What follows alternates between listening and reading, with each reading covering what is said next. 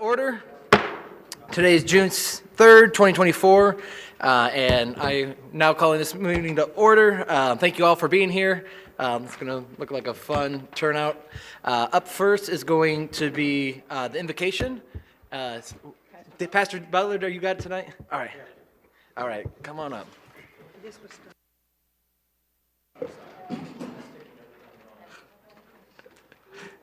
Thank you, Mayor. Would you bow with me, please? Almighty God, we give you thanks and praise for all of your mighty works. We declare that you are the Lord of our city. We thank you for this city and those that serve her. Thank you for our elected officials, for our businesses, the churches, our families, our schools, and educators. We thank you for our strong military community and our veterans. We ask that you watch over our law enforcement and first responders. We thank you for the individuals that make our city great. We ask you to bless this meeting and all who participate in orderly fashion. And now I speak your blessing. Now may the Lord bless you and keep you. May his face shine upon you and be gracious to you. And may he give you his peace. Amen. Thank you. All right, Councilwoman Aber with the pledge. Please join me with your hand over your heart. I pledge allegiance to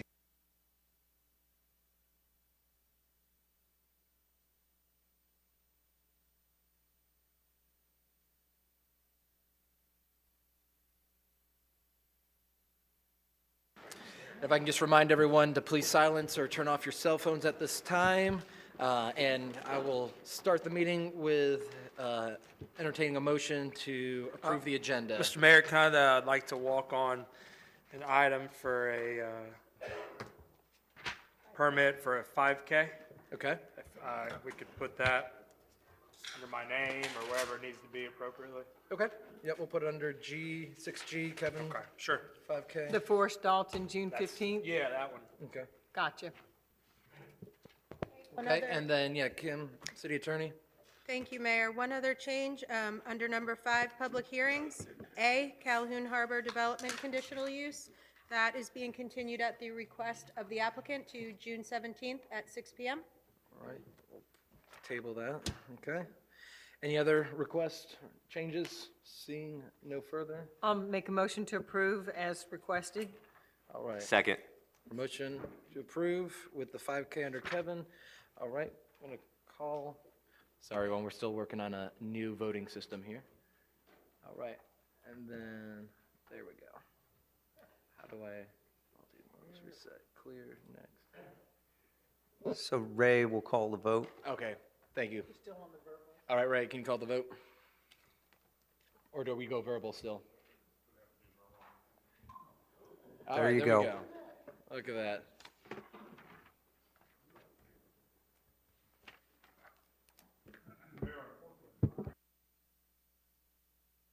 All right, let's. Hang on, let Andy come up here and get us to do this while it's an easy one.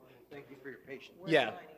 So while we do this, if Andy's got some IT, let's verbalize it because I'm going to do the proclamation if he needs some IT work. So we'll just run it down, John. Yes.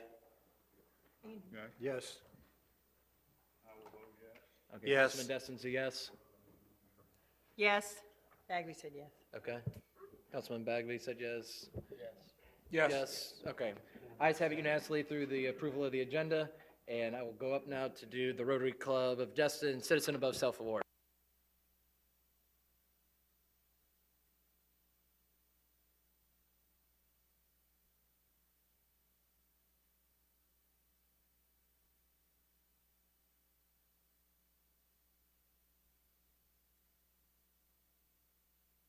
All right.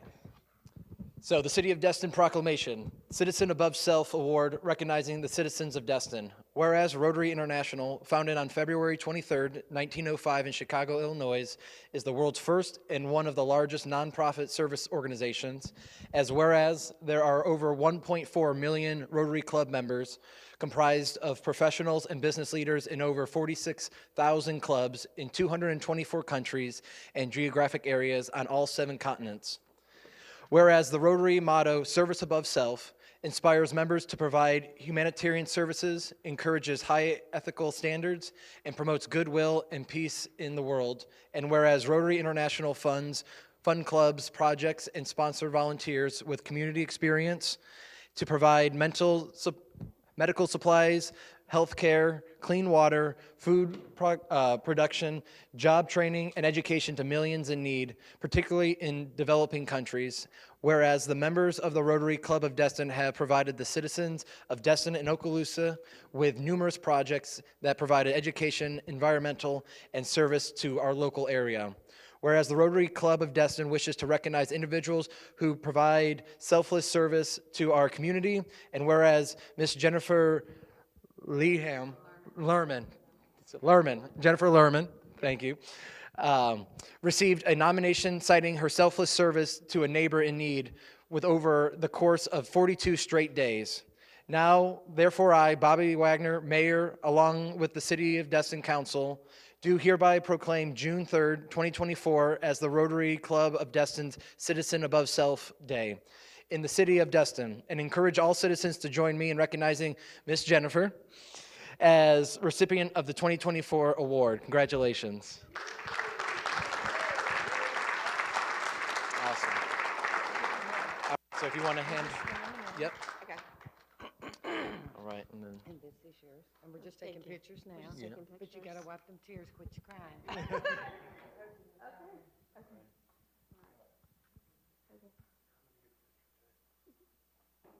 Got in the middle, okay. Stand in.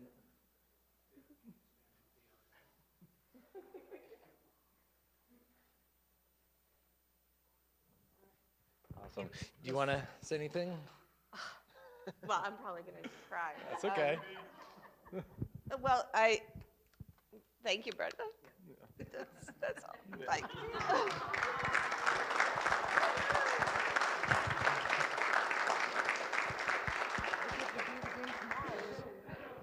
Awesome. And then my last little shout out to Rotary. If you guys are interested, by all means, they have a sunrise for everyone who likes to get up in the morning and drink coffee and bacon. I eat bacon.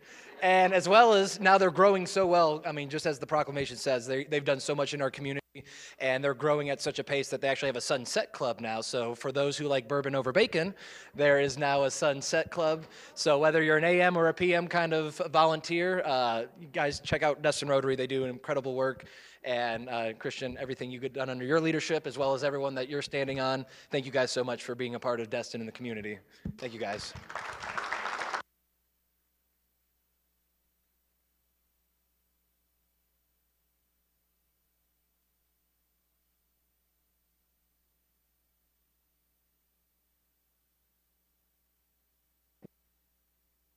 I'll give everyone just a couple seconds to roll out of here. I'll take this time to also note at our very own Michael Burgess for being a Rotarian as well. So thank you for not only serving the city, but going beyond and above and beyond your paid position to help the community out. So thank you for that. All right, number 2, public comments. I will start. How did I know? All right, I'm going to start with my right, y'all's left, and just work the room. So anyone from my right, y'all's left, public comments. 3 minutes on the floor, name and address, and the floor is yours. Anything goes? All right, looks like you're up. Yes, ma'am.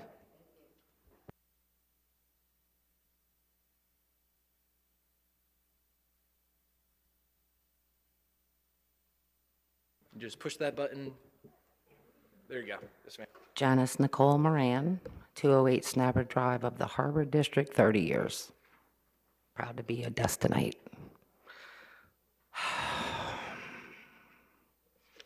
I want to tell you I'm scared to be here tonight because of what I have to say. I'm petrified. I was threatened by somebody on your staff. Now I'm going to tell you verbatim what I was told. I was told, I quote, "I am warning you, if you go to the city council, you better have proof." To which I responded, I believe I have proof, and it's up to the city council and the city staff to prove to the people of Destin what's going on. I sat in this room at a council meeting, I believe on April 15th, where there was a case of amnesia in here. Nobody knew what happened to the loop at the end of Merino Point Drive. Am I right? I believe you said you had an uncle, please, sir, Mr. Destin, right? In 2010, 3 people in front of me right now, and 2 people on your, I'm sorry, a person in the engineering department, they signed the paperwork in 2010, giving over 200 and some odd square feet of a circular loop with a patch of grass in the middle. I sat right in here and heard the engineering department say there was no evidence of any such loop. I know. My boyfriend put a kid on a bus, like in 2016. So, I am more afraid of corruption or incompetence than I am any backlash for mentioning what needs to be mentioned. With that said, I'm going to say that Dolphin Point, back in 2010, their representation was fired, terminated, because they did not have the unanimous support of their own cheering squad. And I believe I wouldn't show my face in here if I came in on the month of transparency with a grand plan of grabbing land again with conditions that were never met 14 years ago. I got paperwork here says they were supposed to bring those southerly 9 most, oh, by the way, when I Googled it, all of a sudden it was 8 parking spaces spelled out, E-I-G-H-T, like nobody's gonna find it. I did in 1 week. For 2 years, their representation said they've been up here every other day wasting energy, money, time. The end of my street on Snapper, it's flooding. They didn't do it, yes, okay, let me wrap it up. This is our ask. Number 1, overnight parking. Number 2, we want our loop back. And I have looked at the dimensions. We can get a little grass back. I think they owe us that. It's a lot worse to back up and hit a kid. Moving forward safer. I think we all agree.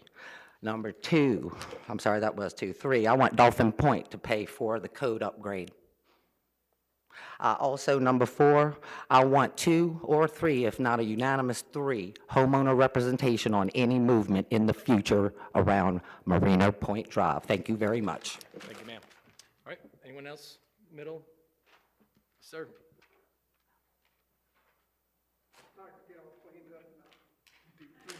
Testimony. Captain Gary Jarvis, 804 Mars Street. I got a couple things that I'd just like to cover real quick, and I'll try to get it in 3 minutes. Most of it you've heard before. Speed and conviction to start and finish the crosstown connector in 24-25. I encourage you to do that. With speed and conviction, begin the undergrounding of the utilities, phase 1. Approve that plan tonight. I think it's on the agenda. Buy the needed property to build a new community center and city hall in the town center, CRA, and then build new recreational fields where this place and the one across the street sit at this day. That footprint could change, and we need that. Also, I think with speed and conviction, create a new and modern ordinance that makes the livery vessel monitoring permanent, or moratorium permanent, to give our destined livery vessel companies the stability and value in their businesses that they deserve as well. And 2 others. One of the things I think that hasn't been done in a long time is I think it's, and you guys correct me, is it's time for a charter review. And I don't think that this council's done that in a long, long, long time, probably over 2 decades. We are in the 21st century. I think we may not change a single thing in the charter, but it might be time to evaluate, is this the most efficient form of government to get things done? And I think it's way overdue, and that's something this council can take up in the coming months. And the last thing that I think is really, really important is through our visioning sessions when I was mayor and this council, we've listed a list of priorities of what this city was going to do. And that was put a priority in our residents that actually live here, our businesses that operate in the city limits, and then tourism. And one of the things, of course, I'm putting my captain's hat on now, the fishing, the commercial fishing, the charter fishing fleets in this city is what made Destin Destin. And I think that maybe we ought to add a priority, because this is a challenge for our fishing fleets, not only here in Destin, but the working waterfronts throughout America. And so I have a great concern. I think I'd like maybe if nothing else in the next visioning session, when you reevaluate that kind of thing, is instead of lumping us in with all the other businesses here in Destin, that we separate our fishing industry as one of the priorities of the 4 priorities, the standalone on its own, to kind of remind people where Destin got started and what truly should be one of the most foundational, important things about Destin. Thank you. Thank you so much. Anyone else from the middle? All right, seeing none. Anyone? Oh, yes. Yep. Hey.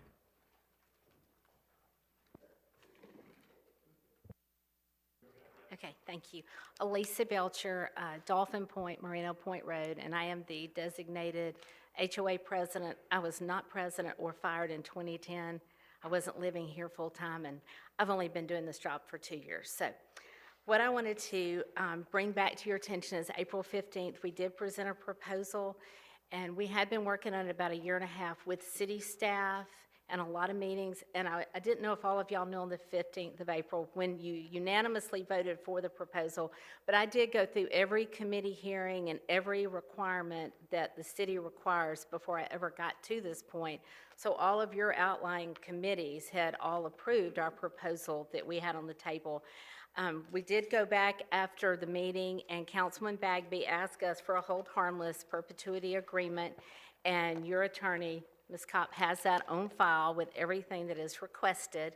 So I wanted to bring that to your attention. And then on May 6th, we had a few people that did have some concerns in the neighborhood about things, and I feel like most of those concerns were for extra parking and for luxury parking, and we would all love that in Destin, but this was more of a public safety issue and some of the illegal liveries working out of there, and then some of the overnight safety issues. And this council has made a commitment, which thank you, I think Mayor Jarvis talked about that too, of putting our residents and public safety first. I know that is something y'all have all stressed.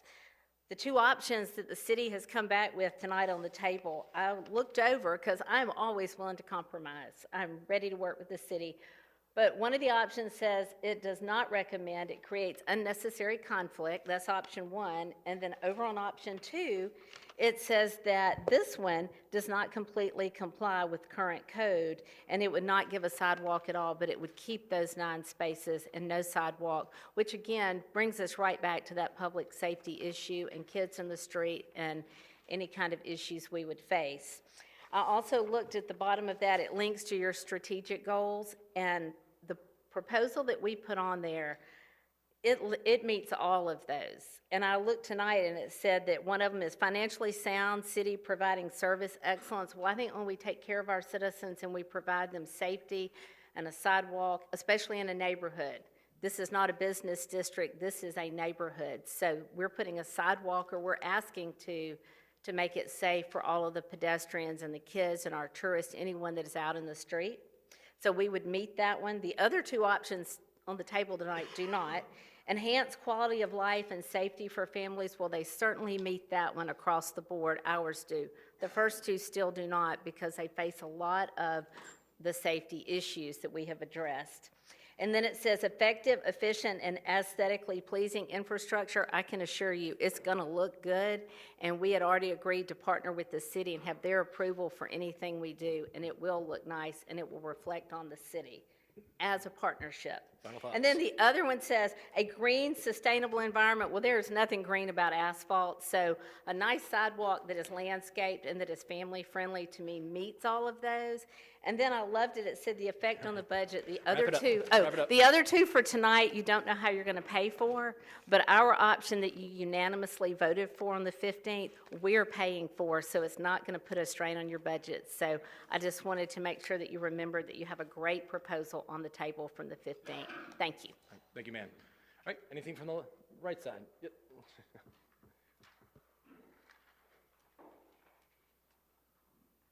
Jimmy, 3890 San Print.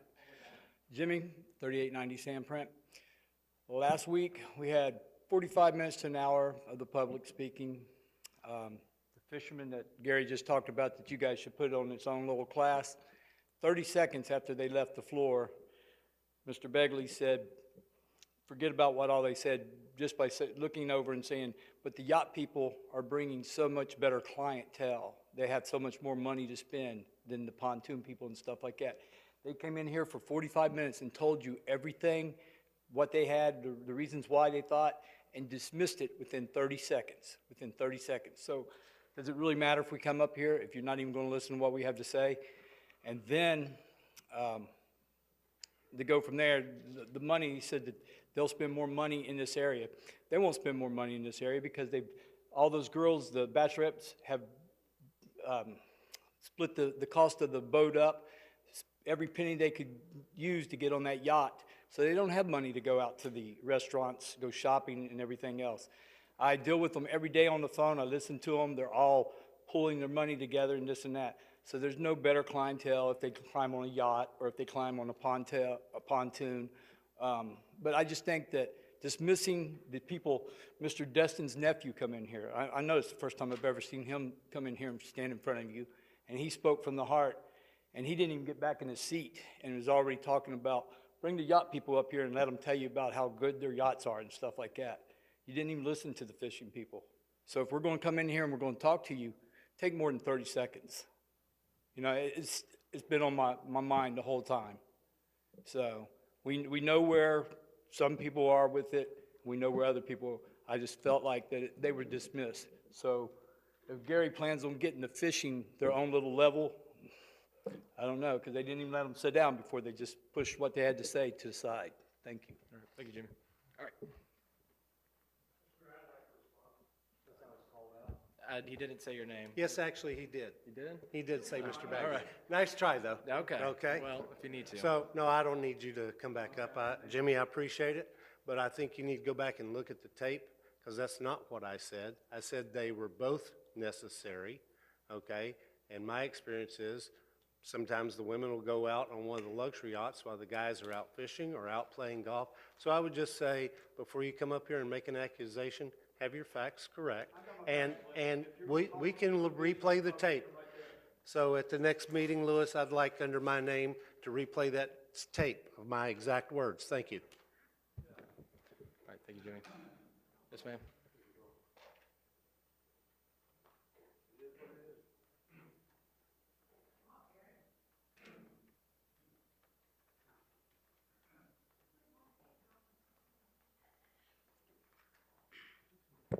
Hi, Carrie Harbarger, Spring Lane, Mountain Drive.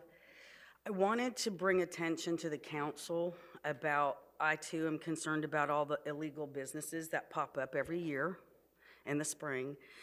But I want to make a mention that I had gotten our code compliance involved, and apparently they say that there are no ordinances that prohibit that. But I'm here to tell you guys that I worked this out with the city 20-something years ago. There is.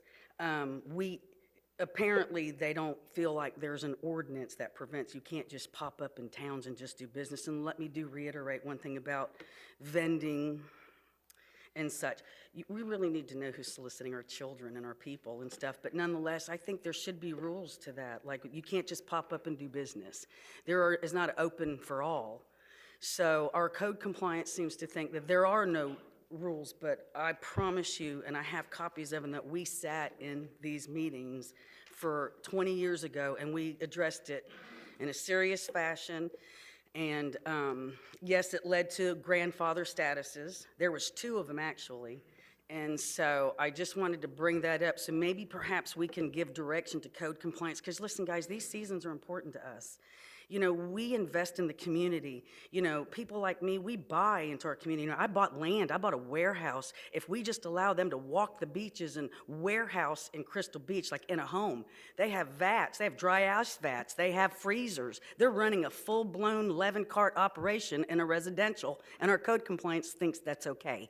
I'm here to tell you, I said in the meetings and it's not, so please let's get to the bottom of it. It's killing me. It's killing all other businesses that comply and buy into your community. We have to stop it, please. Thank you. Any questions for me? Seeing none. Thank you. All right, thank you. Have you filed a complaint with the code compliance department? Well, An actual complaint? Have you filed a complaint well, I for went that ahead. address and that specific thing you're talking about? Well, yes, I have. Okay, thank you. Yeah. I'll check into it. Thank you. It's been going on for so long. Whether I can't remember what I did in writing the other day, but verbally, I'm consistently speaking to them, and maybe Did you file a complaint through the protocols that we of do the email actual or, warehouse, no. or something? No, Okay. I go through this All every right. season. Well, And I know, I'll check wait, now, into before it. you're hard on me about that. I just asked it so I can Okay, check I know, into it but with listen code, to me. 'cause you're I'm saying not a trying lot. to be petty, but yeah, I call them. Do I have to sit and type everything out? I shouldn't have to do that to be protected. I entered into an agreement with my city 20 years ago, and y'all held my feet to the fire, and I expect y'all's feet to be held to the fire. I've done everything that I'm supposed to do. And so I'm not, like I said, I didn't go run filing reports and trying to be that person. I just expect it's already in the rules. I've got the paperwork. I just expect step up and do it. All right. I'm sorry. Thank you. Thank you. All right, yes, sir. Got you next, yes, sir. Push the button, name and address. Randall Bracewell, 28 Merino Point. I just recently been brought into this whole thing after purchasing into Destin as a second home, vacation home, come here a couple of years ago, and our unit in Merino Point is we short-term rent our unit is what we do. And so we come in and out, and due to the fishing community that's here, that's what's brought me here. And so we purchased in there. We decided to short-term rent our unit, and then we bought a new nice boat, and we want to fish and enjoy what you all have experienced for a long time. And through this discussion that's been going on about the parking spaces out there, I've had some time, now that's been brought to my attention, to really look at it and consider myself. And I'd see it as a benefit for all three of those complexes that are in there, Dolphin Point, Marina Point, and Laguna. And I see how we are all utilizing it, and we're all benefiting from it. I have failed to see it to be a safety issue, but I can definitely see the fact that should they not be there, we have ourselves having moved in here, we have 3 adult children, and I get it. Convenience is one thing, but convenience is also for all of us, not just for Merino Point, but having them have a place to come and a place to park, those type of things. We have a handicapped father-in-law that is be very challenging, and so is it convenient, of course, to have somewhere someone can park and get out of the way? And should you need medical attention of some sort, would be nice. Because we do short-term rent, we have cleaning people that come, just like the other units, I'm sure, have cleaning people that come. And if we have it rented and we do come to go fishing, well, we can't fish that weekend because we have nowhere to park it either. And I get it, it's the same for everybody, and I do completely understand that. But from my perspective, having just moved into this city a couple years ago and enjoying what I've enjoyed, it does make me consider, is this the right place for me? Because I can't imagine owning this unit and paying the cost it takes for us to be able to enjoy our waters and our fisheries here, and then have the struggle of not even being able to bring people over who can actually go out on a boat with me. And I've just experienced that in the past few weeks, of doing some fishing there. And many of them I had to meet in other areas and have them to get on the truck with me and ride in so we'd have somewhere to park. Even though it's there, I started preparing people for that. What's going to happen if this is the case? And my wife and I are here tonight, and we realize this could be a huge problem for us also. And I just hope you consider that as moving forward as you make a decision on what to do with these parking spaces. Thank you all. Thank you, Randall. All right, yes, sir.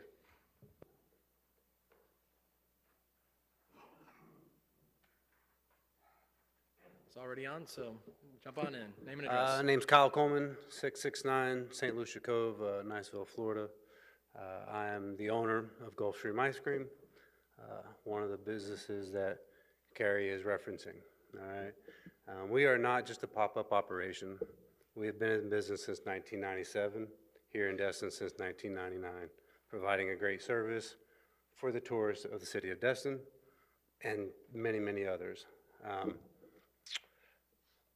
I employ several of the local children as well, kids, great opportunity. I have a great working relationship with code compliance as well, and have for years. Any expectations they put in front of me, I've met those. They say, don't do this, cool, I don't do it. I have a great working relationship with them. Yes, there have been some new companies that have showed up. Yeah, one in particular, which she also referenced, they've got like a dozen cards. They are, yeah, they have their agriculture certificate. That's not hard to get. They are definitely operating illegally within the city of Destin, 100%. They are on your beach, dry sand, harassing the tourists, charging $10, $12 for a popsicle. Like, what? Who does that? It's insane. We provide a great experience. We're not harassing, we don't solicit, we're not, hey, ice cream, ice cream. No, we just walk down the beach, people approach us. We're not going up to them, we're not harassing the tourists. We're just trying to provide a great experience for the people of the city of Destin.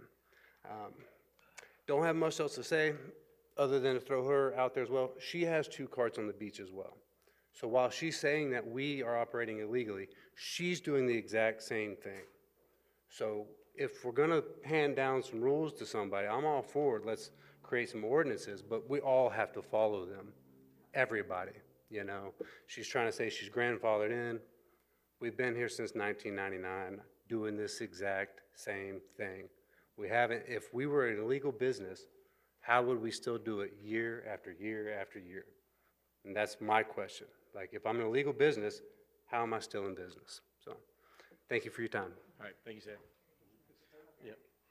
Oh, no, yeah, hey. You guys can go outside and rebuttal. We've already had the time over here. Anyone else, public comments that have not spoken? Yeah. Get code to weigh in on what they believe does or does not exist with respect to these businesses? Yes, sir. Kyle has talked to me many times. I think we were about- going to prepare an agenda item for the June 17th meeting on it. Yep. Okay. Yep. There you go. Yes, sir. Oh, yeah, come on, Snapper.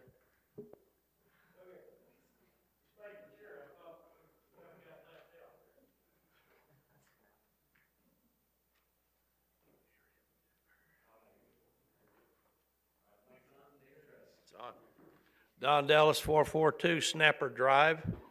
Thank you all for listening to me again. That last rain that we had, okay, we've been fighting this thing for a while now. Snapper Drive and Juanita. Juanita comes into Snapper. Within 2 hours, I had 11 feet of water in my garage, about that deep. Inches, right? No, 11 feet, not tall, 11 feet from my door back yonder. Okay. Yeah, 11 feet. That's over half my garage. And it happens all the time it rains. The city, they come out there and they tried to put the swells in there. They're not working, okay? I sent out some emails and Ryan Scott, I don't know if he's here today, but anyway, we sent him one the other day and he did respond the last time. You know, we had the rain, and it happens. And I'm hoping, I really am hoping, that they're going to get out there and put the drains. We got new neighbors just moved next to me.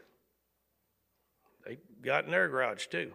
And they're, matter of fact, sitting right there. They'll be up here in a minute. All that water right there in front of my house, that street's up here, my driveway's down yonder. Boom. I've been begging to get a drain right there by my house. And the other one's down where Juanita comes in there.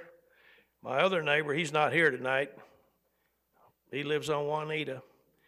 And he measured the rain, walked out there with a ruler. It was 13 inches coming down Juanita. 13 inches that way, okay? So I'm asking that they, get on the ball and put some drains. My house, whoever else needs it. I know Juanita, and the drains on Juanita, they were full. The city come out there, I think it was last year, year before, and they redid a whole bunch of, I think they were collapsed, and they redid them, but I think they're too high. I mean, I'm not an engineer. I'm not trying to be one. Anyway, let's see. Now, we got to get sandbags. Okay? My garage is just a 2-car. It's probably 21 feet. Now I got to go down there and purchase sandbags and stick them in my beautiful yard that I try so hard to keep beautiful. I gotta put sandbags in there now. You understand what I'm saying? And then when the rain is fixing to come, because I watch the weather every day, because I love to get outside and work in the yard and all that stuff. Now we got a pile of sandbags up there to keep the water out of my property, out of my house. Okay, or not my house, my garage. So, I appreciate it. You know, y'all really, yeah, I know they got a lot, y'all got a lot of stuff going on. You know what I'm saying? Fixing stuff up and everything, but this is serious stuff, guys and gals. So I appreciate y'all doing it, you know, and get them on the ball there and put, Ryan said something about putting one of them drains, you know, round ones underneath my driveway, which I don't care what they do as long as it, I mean, you know, when the people down the streets water in the yard, guess what? It floods my driveway. Okay, Bobby's going, get out of here. I mean, Gotta the be fair mayor, to everyone. Mr. Mayor, thank y'all. All right, thank you, Don. All right, yes, sir.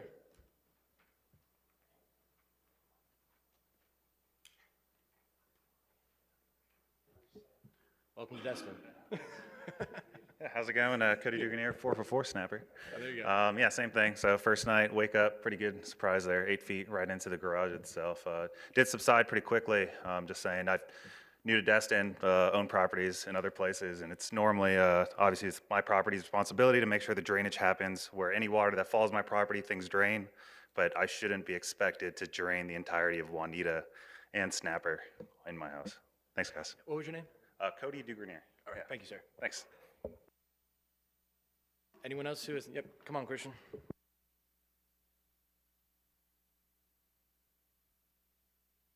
There we go. All right, first time being here. Thank y'all for having me.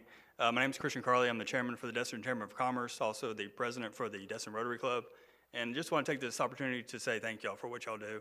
I spent my year volunteering, being really, really busy, and I know that y'all are volunteering and y'all do a lot of great things. So just want to say thank y'all for all you do.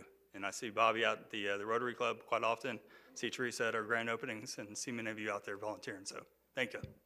Thank you. All right, anyone else have anything nice to say? All right, seeing none. All right, anyone else though, for real? All right, yes, sir. All right. All right, so we will close the public comments. That may don't. All right, consent agenda. Item 3, do I have a motion? I'll make a motion to approve. All right, do I hear a second? Second. All right, Ray called the vote unless. Motion.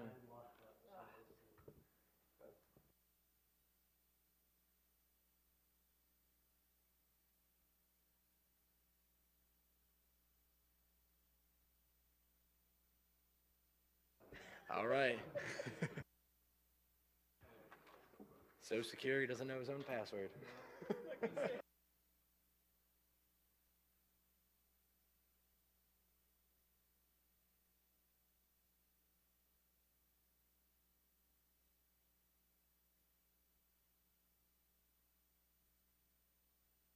All right, ayes have it unanimously, so moved.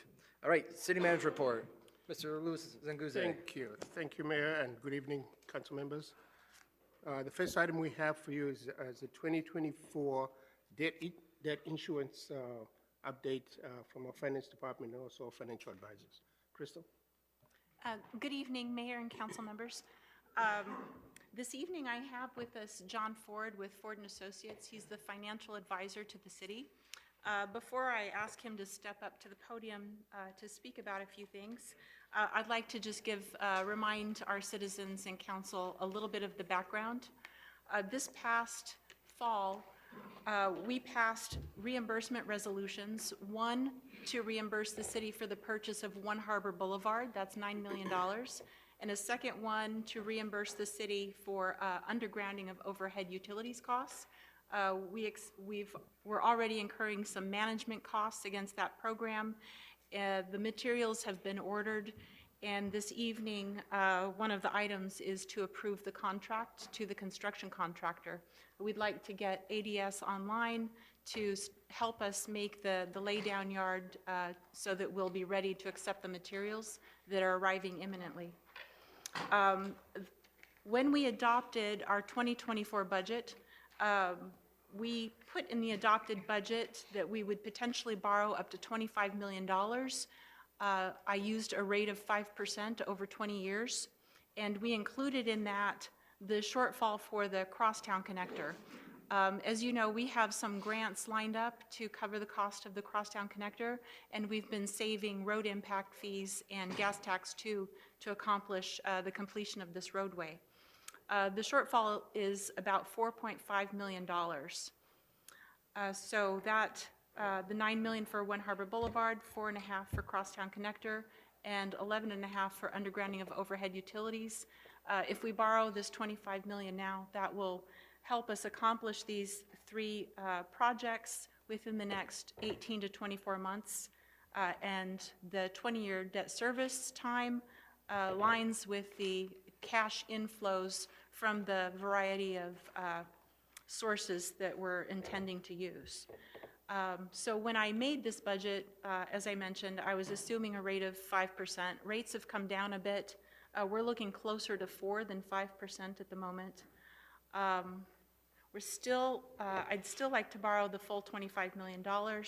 The sources that will be used to repay this is not our ad valorem property taxes. That would be a general obligation debt format, but we're not going to do that.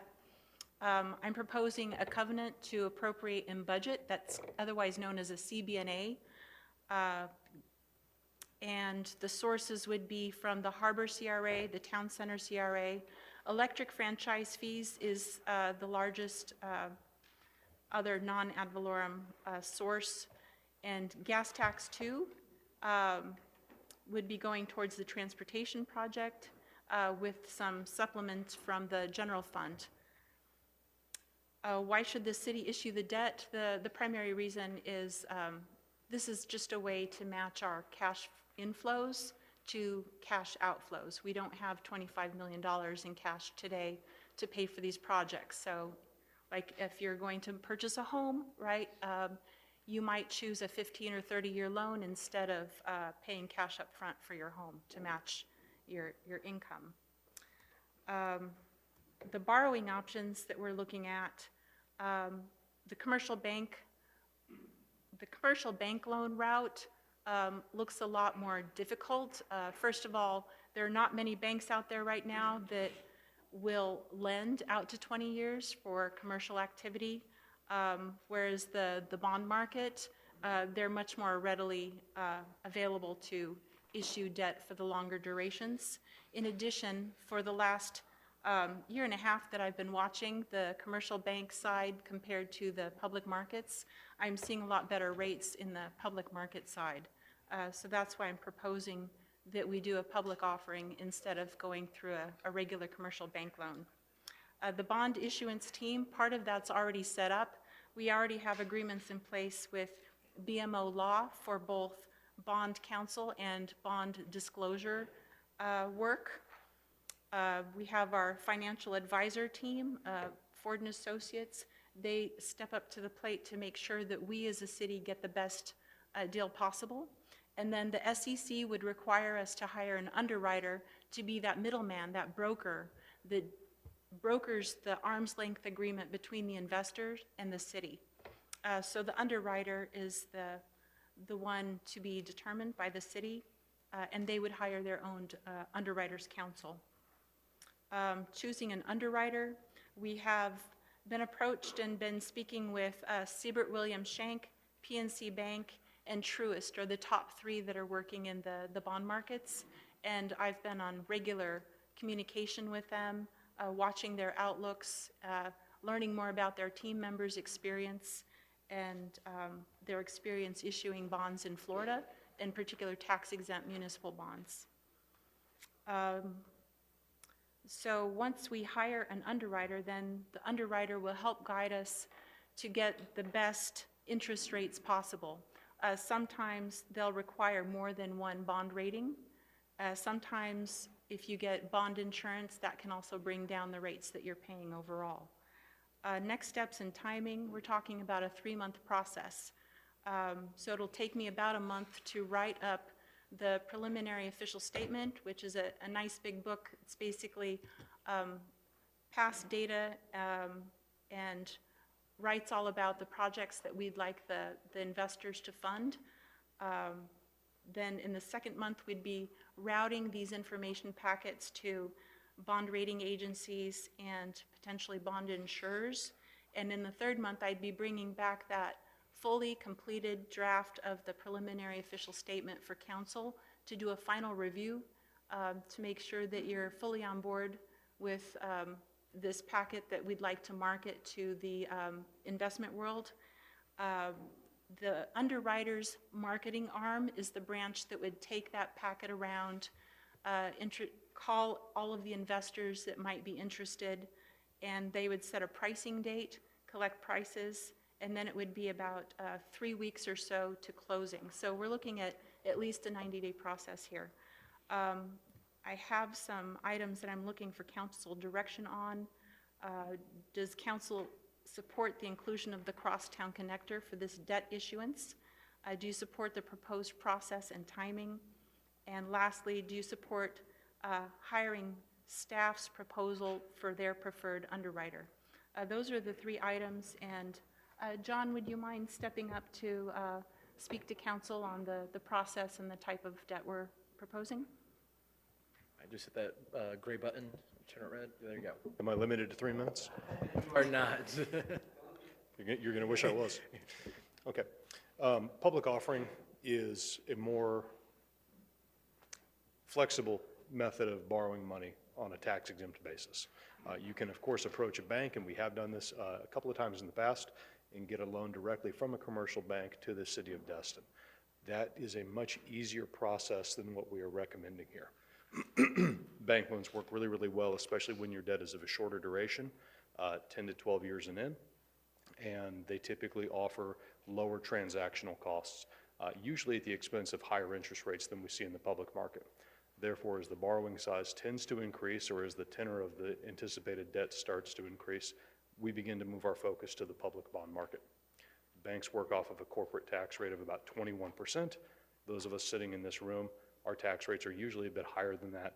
Therefore, people that buy bonds get a greater benefit from tax-exempt debt. That's where the pricing disparity usually comes from. There were some questions earlier today on bank loans. When we put out requests for bank loans, it is not impossible that somebody comes through the market. It's unusual, but it's not impossible. Every once in a while, the bank will do something where you say, I don't know why you'd make that loan, but thank you very much. We're glad you made that loan. We have much more certainty in the public bond market. We have very transparent indices, and we know where the interest rates move every day. It makes it easier to price on. Ms. Strickland is right. Her summation was beautiful. There's not a whole lot left for me to say. We do require an underwriter to issue securities. You're required to issue securities to investors through a broker-dealer, and they are responsible for working fairly and at arm's length with both parties, the issuer and the investor in that transaction, to make it happen. Ford & Associates serves as your fiduciary. We act in the city's best interest. We cannot negotiate directly with investors. So there's a disparity in roles there. Strickland, am I covering everything you want? Yes, Yeah, thank you. I think we're good there, and I'll turn it over to Councilman Take council Bagley. questions. Thank you, Mayor.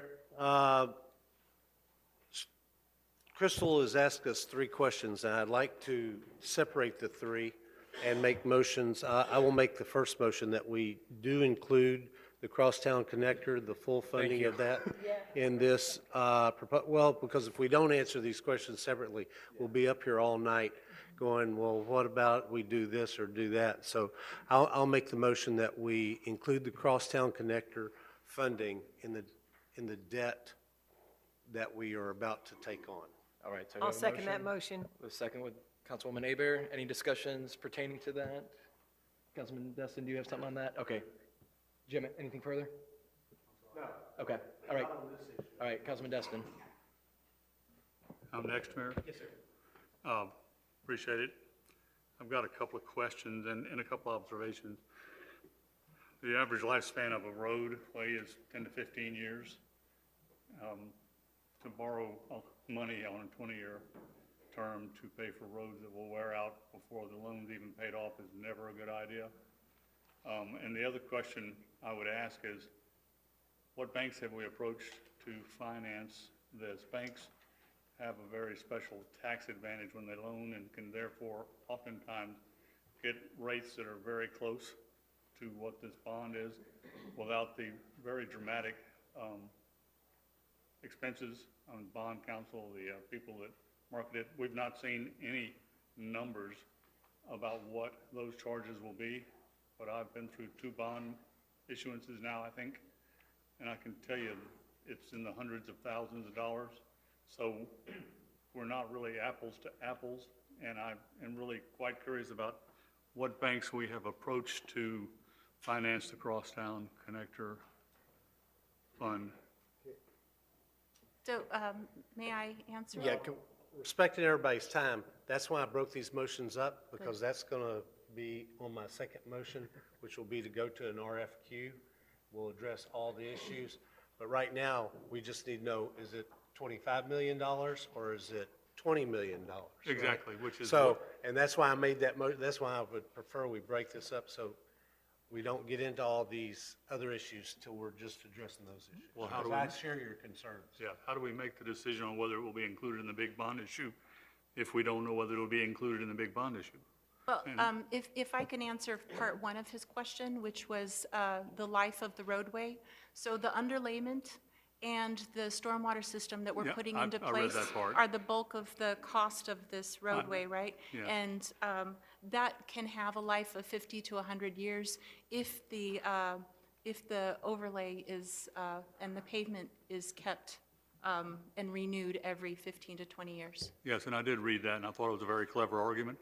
But the fact is, I've never been able to drive on a road that was made up of just stormwater and the road base without asphalt, covering which will wear out way before the bond issue is paid off. And so my original question is, what banks have we approached to see if they can do tax advantage loans to us to come in close to the interest rates that we are getting here without the very dramatic costs that are associated with marketing a public bond issue? Can you tell me what banks we've talked to? Yes, sir. I've been speaking with Synovus Bank, PNC, and Truist. Have we talked to any local banks at all? Those were all people who are located locally from between Pensacola and Tallahassee and Destin. Yeah, they have offices in Destin, but they're not really local banks. Have we talked to any of the banks that are local here? No. Okay, I have. And I asked them if anybody had contacted them, and the answer was no. So I kind of knew the answer to that. The question is, why didn't we talk to them? Can you say what bank? What bank? First National Bank and Trust, which is a locally owned bank? No, sir, I haven't talked to them. I also talked to Regions as well, and the Synovus people that are here in town. They have offices here in Destin and in Fort Walton Beach. Yes. But all of the banks that don't have long investment branches, they told me flat out they were not interested in issuing long-term. That's the 20-plus years that And that what- matches our cash What inflows. does long-term, define long-term for me? They did not want to issue anything for more than 12 years. Which is about how long the road would last before it has to be resurfaced. That's how long the surface of the roadway Yes. would last, not Yep. the underlayment and It's the just stormwater. a philosophy. I've borrowed millions of dollars personally, and you don't always run toward the shiny object. You really look at it closely. So, I know how I'll vote on this, but the council certainly can make up their own mind. But as far as the crosstown, borrowing 20-year money to pay for things that don't last that long is just not a real smart thing to do. All right, then I have something to add to that then. The bond, if we go that way, through the TPO and that long-range transportation plan, they allocated an additional $4.66 million into our cost feasible plan, and they're interested in repaying that back to us in '28 if we can start on this project this next fiscal year. Are any of these bonds that we have going on flexible to, one, either pay off some of the principal early if we get a lump sum from an external source? And I guess let's go with that question first. Sure. In the public bond market, the most typical prepayment option is the ability to prepay your debt in 10 years. It's called a call option. Okay. In order to build in a shorter call option, we can absolutely do that, but it costs money. Like anything else that's worthwhile, it costs money. We could put something called an extraordinary prepayment option on. We might want to get a little creative with how we do that to minimize the impact on the broader transaction. If, say, it's only going to be $3-4 million that might come in early. Okay, yeah, because that's this June meeting will be completely solidified. It's gone through 2 of the 3 phases at this point with unanimous voting. So I'm feeling very confident. Of course, you know, until it's done, it's done. So that's just my point to, I would agree to bond something out or to borrow something, and by the time it's, the use of life is done, we're stuck with debt and now renew and replacement. But I don't believe this is the case, since we have an outside source of 4.66 coming in to close that gap. So that was just my concern of the bond, is how flexible can we be or creative up front to know that these principles can come back pretty quickly if we get these things signed. So with that, Councilwoman Hebert? Well, you gave out 2 pieces that I was questioning. Was the TPO? I knew the funding was coming in, being on that board as well. So, and then you answered the call-out option. I was trying to figure out where we would go with that, whether it would be long-term or short-term. So thank you. And thanks for being here. We appreciate, a lot of times it's best when you're here in person, because you can answer things a lot quicker. And I think sometimes when we do things virtually, it's not quite the same effect. So thank you for coming in. It's my pleasure. And just to piggyback on what I was saying, our next meeting's on June 20th, so we'll have a confirmative source by No, we're talking about TPO. TPO, sorry, TPO. The board meeting that would completely 3 for 3 get this through is on the end of the month here. All right, up next, Councilman King. Thank you, sir. Thank you for being here. Just wanted to say that I will be supporting this motion. I think I hear where Mr. Destin's coming from. I think if we were to borrow this money for a monetary return or gain, that's one thing, but I think that, you know, this is a matter of public safety and something that we absolutely need and need to do whatever it takes to get it, and get it done. So that would be my only reply to that, but I will be supporting this. All right, thanks so much. Councilman Bagby. Yeah, my motion is really simple. Are we going to borrow 20 million, or are we going to borrow 25 million potentially? That's all. We're not talking about how we're going to do it. That's my next thing, because I actually agree with Mr. Destin mostly. So I just want to refer what the motion was about. It's whether or not to add the crosstown connector, her first question. So thank you. All right, Councilman Destin, second bite at the apple. Button. If the question is simply that, I want to get my hands around the fees that are associated with running the bond issue. We can do that as we go through the meeting. Seeing no further discussion, confirmation. All right, Ray will call the vote on the first motion. Oh, you guys got it. All right, well, good deal. Thank you, Ray. I'm used to having to push it in here. Kevin? No, he's thinking. All right, ayes have it, 6-1. So moved on adding crosstown question 1.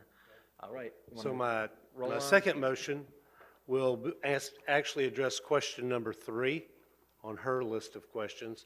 And my motion is to produce an RFQ that is presented to banks, specifically banks located in the city, and to the 3 investment arms of the banks that you've been in contact with. And I'll wait till I get a second. I'll before I go. second that. Okay. And the reason is, for a lot of the reasons Mr. Destin mentioned, but also, I also talked with banks, because I asked the question today and the answer was 0. And then I asked what the cost was, and I believe you told me $363,000 was what was budgeted for the bond issuance? That's correct. Okay. And as much as I love Crystal and trust Crystal, we're talking $36 million here, folks, and I'm not going to put that on one person. That's a council decision. So I want an RFQ, and we can have a bid committee or a screening committee or a finance committee or whatever we want to call it, have them screen maybe the top 4 or 5 and have them come make presentations. Because as I believe I told Crystal today, I know I told one of the bankers that I talked to, it's not just about what, it's about who. And I want to know who we're dealing with. Some of the things that concern me, yes, you can pay off early, but there's a cost when you do a bond issue, okay? And it is not it's not like $50. Oh, yeah. It's like, because they have their whole program set up on getting our revenue for 20 years. Yes, The banks, at least the ones that I talked with, 12 to 15 years. There are some banks locally, 25 million is their cap. There are other banks that have branches here, such as Regions, $100 million is their cap. But I want to know all the numbers before we go down this road. And both of y'all have done great work, but I have to touch it. At $36 million, this panel up here needs to own it. Not Crystal owning it, not John owning it, but 7 people pushing a button whose names will be in the record. And so that I make the motion that we produce the RFQ. I think you already seconded it, right? Okay. And I would recommend strongly that we go that route as opposed to the proposed route in the staff study. Thank you. All right, I do have a motion. Do we have any discussion on the RFP? RFQ, sorry. Q. All right, Kevin? Councilman Schmidt? Would that allow us to potentially do dual, a bond and a bank issuance? Based on how you're putting the motion. Go ahead, John. Typically, you don't do that. Right. You can do 2 banks with a loan, or you can, sometimes they'll split it up to mitigate the risk and things like that, but go ahead, John. It's an excellent question. These 2 different approaches to executing the financing work along different timelines. So there's nothing that prevents us from putting out a piece of paper that says, if you're a commercial bank, send us your interest rate and your terms and conditions. And if you're an investment bank, tell us who's going to be on your investment banking team and who's going to sit on the underwriting desk and how you'd propose pricing the bond. One of those is, hey, we'll give you a loan at this rate today. The other is, this is our team, we'll help you sell the bonds in the public market. It's 2 very different kinds of responses.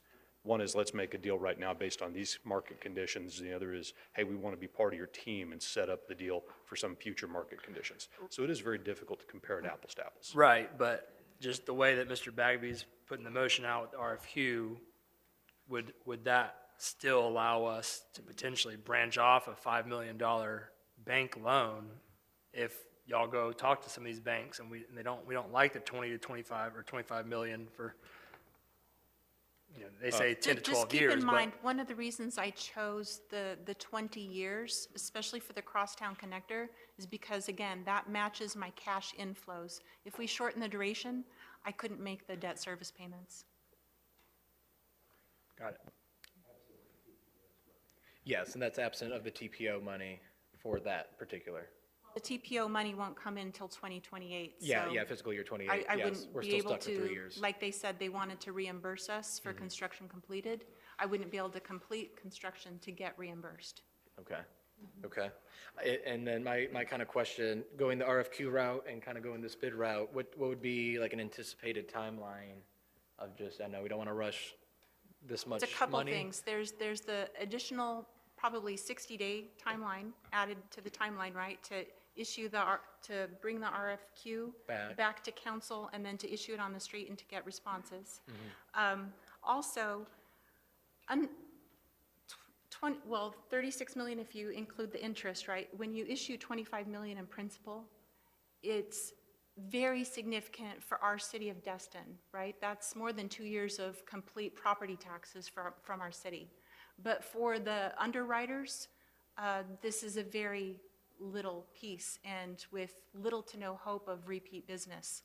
So we would not anticipate a lot of interest and a lot of responses from underwriters in the business. They've got quotas to make each year, and this would just be a little piece of pie. And so that's why the investment bankers that I've been talking to, these are the 3 that have risen to the top with the most interest in the city of Destin. And as I mentioned in the agenda cover, Siebert Williams, they've had a much more personal touch, and they seem a lot more interested in our work in the city of Destin than the other 2 are much larger. All right, Councilman Destin? I will support the motion, of course, because I think we need to have as many flexible options as we can. But Crystal, in all honesty, your statement that you won't be able to make your payments only is true if you have no ability to adjust elsewhere in the budget. So that's not really a completely true statement. And while I appreciate the situation you find yourself in, we can always adjust the priorities in the budget. That's what the 7 of us do. So, you know, I'm not sure that statement is quite accurate. Okay, seeing any further discussion? Seeing none? All right, calling the vote on the RFQ. I just want to make sure we're aware that the voting thing is not correct anymore, so. Mine says we're voting on Noriego, so that's why I was confused earlier. We were voting.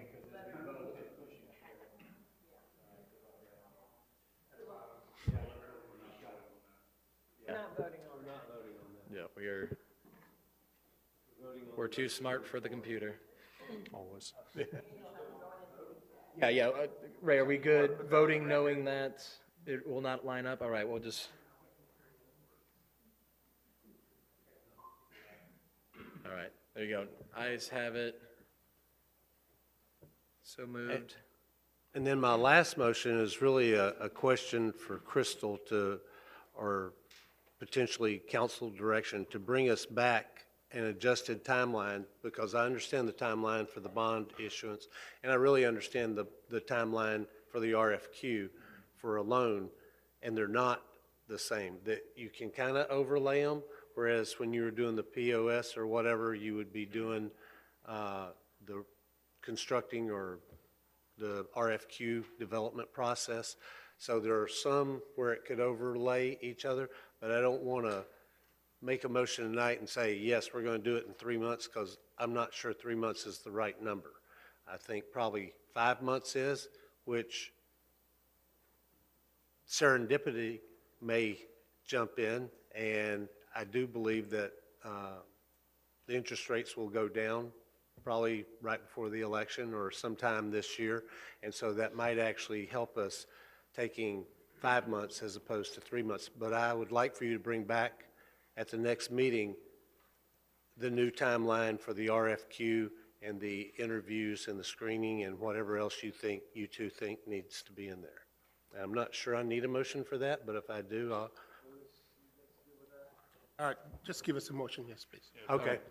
Yep, I'll make a motion that we direct staff to bring us back an adjusted timeline for the development of an RFQ for this debt service or this debt issuance, I'll whether it's a second. loan or a bond.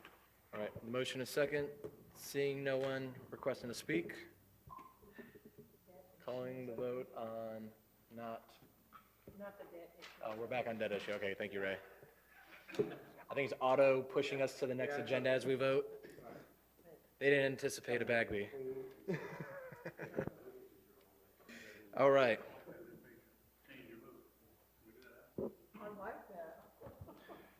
All right, anything further on the reimbursement? Okay. Louis. Yes, the next item is an update on Noriego Point project, and also a request from DEP regarding that project. City engineer will present that. Good evening, council and mayor. Yes, DEP is moving ever so closer to breaking ground for the Noriego Point Park. With that, on the screen is kind of the final layout. And we did get bids back, or DEP got bids back for construction. So with that, Pierce Barrett is here with FDEP, and he has a request of council. Pierce. Come on up. You look thrilled.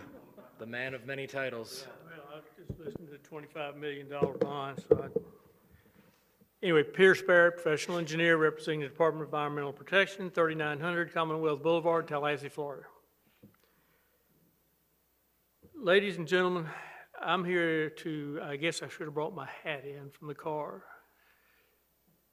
We are trying to award a project that has been in the works since before the BP oil spill. The project was presented to the department in 2012 as a beach renourishment. That was turned down. At that time, BP was a part of the evaluation process, and they said there's no correlation between the erosion of the point and the oil spill. So we had the city come back and make a proposal revised with additional facilities that increase recreational opportunity for people to use the point. That was approved. That project was approved and provided funding of $10,228,130. It also, due to the foresight of some of your previous staff, they went after a grant with our beaches division and obtained an additional $3.7+ million to add to the project. That money had to be used strictly for the renourishment portion. That project was bid, I think probably, I can't remember exact dates now, but it's somewhere around 2016, 2017. Just a little history of the construction processes that are going on nowadays, which I'm sure you're all aware of. Anything you have a price on today is probably higher on Friday. When we bid the re-nourishment project, reestablishment of the point, building the swimming embayments, etc., we had 9 bidders, 7 of which we qualified, and the low bid was $9.7 million.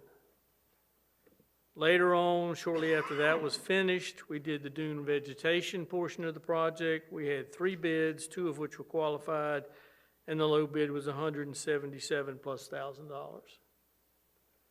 We just finished bidding phase 3, which is the recreational facilities, and that includes the multi-purpose trail or boardwalk, the center dune crossover number 2, as we've noted on our plans, restroom facilities, and a pavilion, handicap access to the beach, which is commonly called the term Moby Mat, was included. We have bike racks, we have entrance signage, etc. That project was put out to bid in April, received the bids in May. We got 3 bids, all qualified. The low bid was $4,965,770. That was the base bid, what I just told you. The additional items that were included in the bid were 3 alternates, 1 for dune crossovers at the southern end of the point, 1 dune crossover at the north end of the point, and also completing the boardwalk, which takes it in a circle around the very end of the point. Those 3 alternates, alternate 1, which was the southern end crossover, came in at $223,918,000.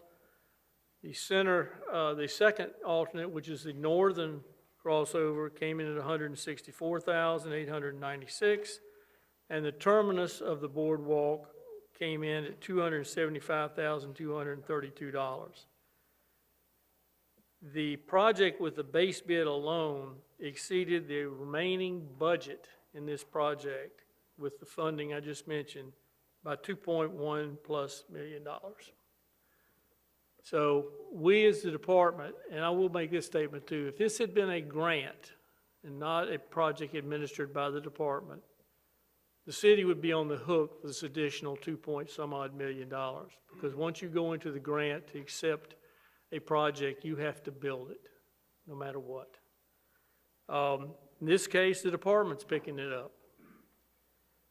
What I'm trying to sell you on is a little participation by the city. This city has realized tens of millions of dollars out of the BP oil spill. That includes Captain Leonard Destin Park, which was a land purchase plus building the park, a hydraulic separator, which was one of the first projects put in, which is down by the marina headquarters. That was about $500,000. And then, of course, Noriega Point, which is getting close to $17 million.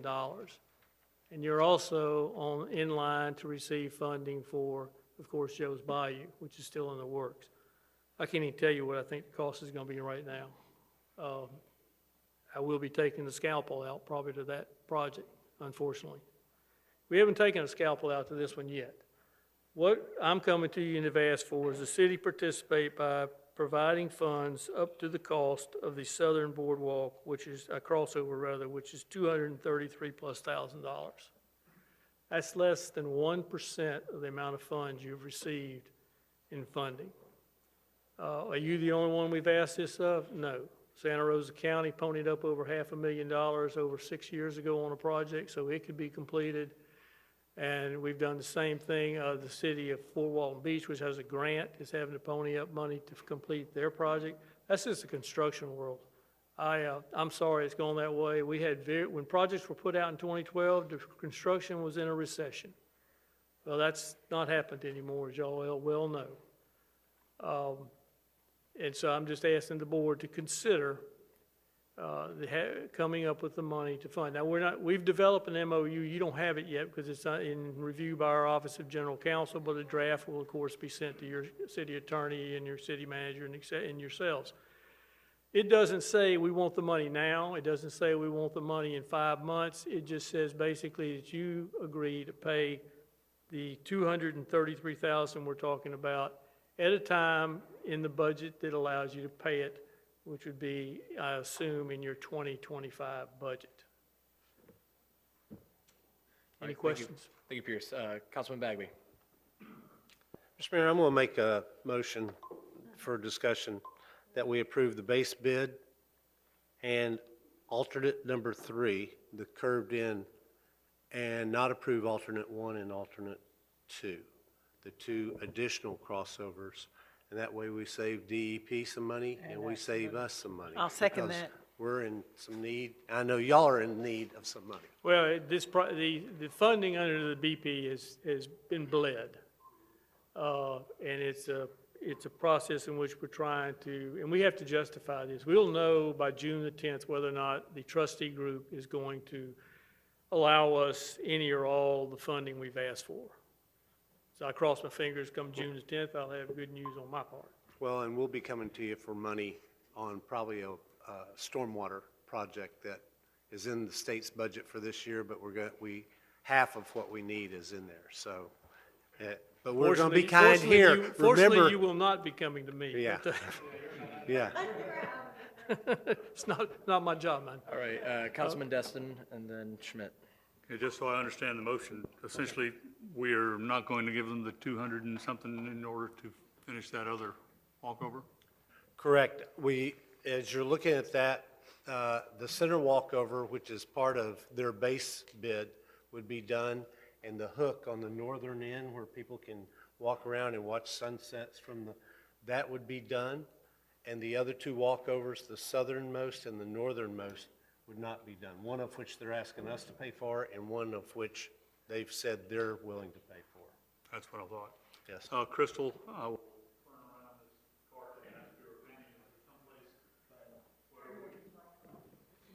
do you have an idea where and how that 200 and some thousand may come? Yeah, from the only available funding that we have at this moment would be from the general fund, so we would probably have to cut some other projects. The general fund is the only available funding for this project. And there, I'm sure, are $237,000 somewhere in that projects that we could put off or use. And the only point I would make is this gentleman's exactly right. Destin has harvested very richly from the DEP in the last 4 or 5 years to the tune of more money than we're talking about borrowing almost. Seems a little cheap to tell them no on the 237,000 to me. Okay, Councilman Schmidt. Thank you. Thank you for coming. If you could just bear with me, because I have a lot of questions about the project, about the history and everything. I'm not going home tonight. So, yeah, I've heard all about you, so I'm glad you're finally here. So, where is the terminus? Terminus is currently under the base bid. Where does it end if we didn't? If you look at on the harbor side of Noriega Point, there's a boardwalk that runs up the harbor side. It goes as designed and permitted. It's allowed to go all the way around the circumference of the tip. The boardwalk is 8 feet wide until it reaches what we call the terminus, and theirs is expanded to 12 feet, which provides for additional personnel, seating, etc. That's the, and it's probably easier to show what Ryan showed you in person. So currently it ends at the 8 feet, and you were asking. In the base bid, it ends at the end of the 8 foot wide boardwalk. Approximately. Okay. Gotcha. Are there actual steps that go from the boardwalk onto the There are white sand? steps, and I don't have the plans, I apologize, but there are steps that take the boardwalk down on the harbor side, so that, let's say, you come in your boat on the harbor side, which is very popular, and you anchor there off of the boardwalk, then there are steps that you can access the boardwalk from the water, as well as, of course, at the entrance. And there would be steps at the end of, I'll have to look and see whether there are steps at the end of that terminus. It may just end. Okay. So you said something about $17 million at Noriega. That's how much this project is gonna cost when it's finished. Including back from when we I'm first talking about started. the original part of the project where we built 2 new swimming embayments and plus rehabilitated the original 2 embayments that were remaining at the point. That bid was 9.7 million. Okay, then we spent another 200,000 on the vegetating the dune.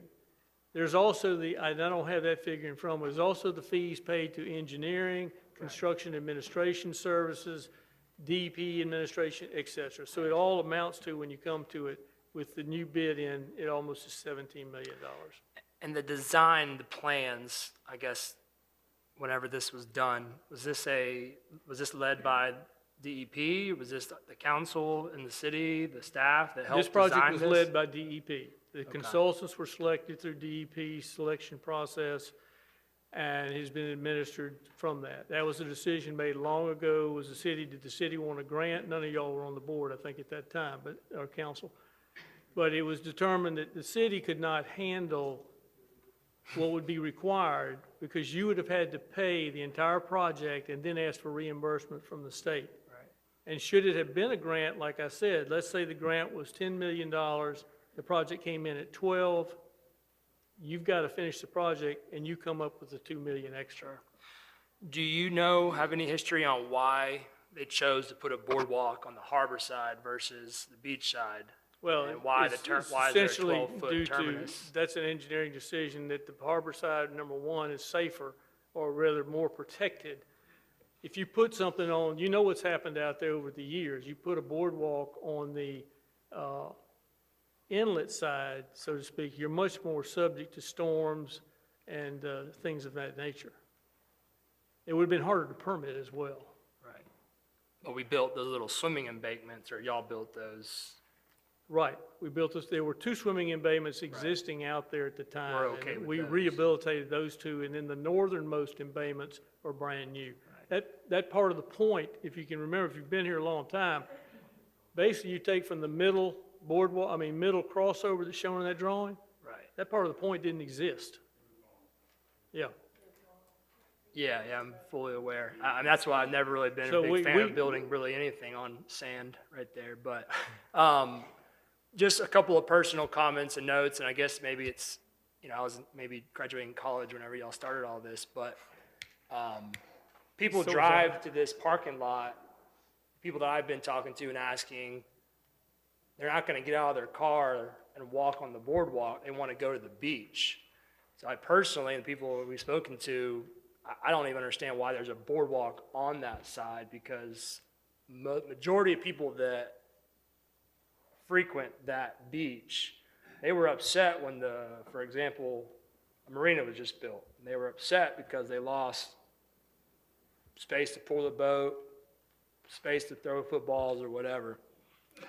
I get concerned that we're going to have a lot more outcry when we put a 8-foot wide boardwalk right there. It's going to take even more space away from kids playing with the balls and doing things on that beach. Because personally, I don't think people are going to want to walk from there over. If they want to go to the beach, they're going to go to the beach that way. And I also don't think we need a 12-foot boardwalk on the corner, because that's not like a picturesque, go get a picture, there's a bridge right there, So, why even spend the money to put it there just to hang out 4 extra feet? Councilman, I understand all your concerns, but another thing I just want to say is this project started long before you were sitting in that chair, so I can't go back and say, well, let's go redesign it now. Well, can we? Can you design it now? Yeah, you give me the money to redesign it. Okay. You won't give me the money to build a crossover. Right, no, I won't.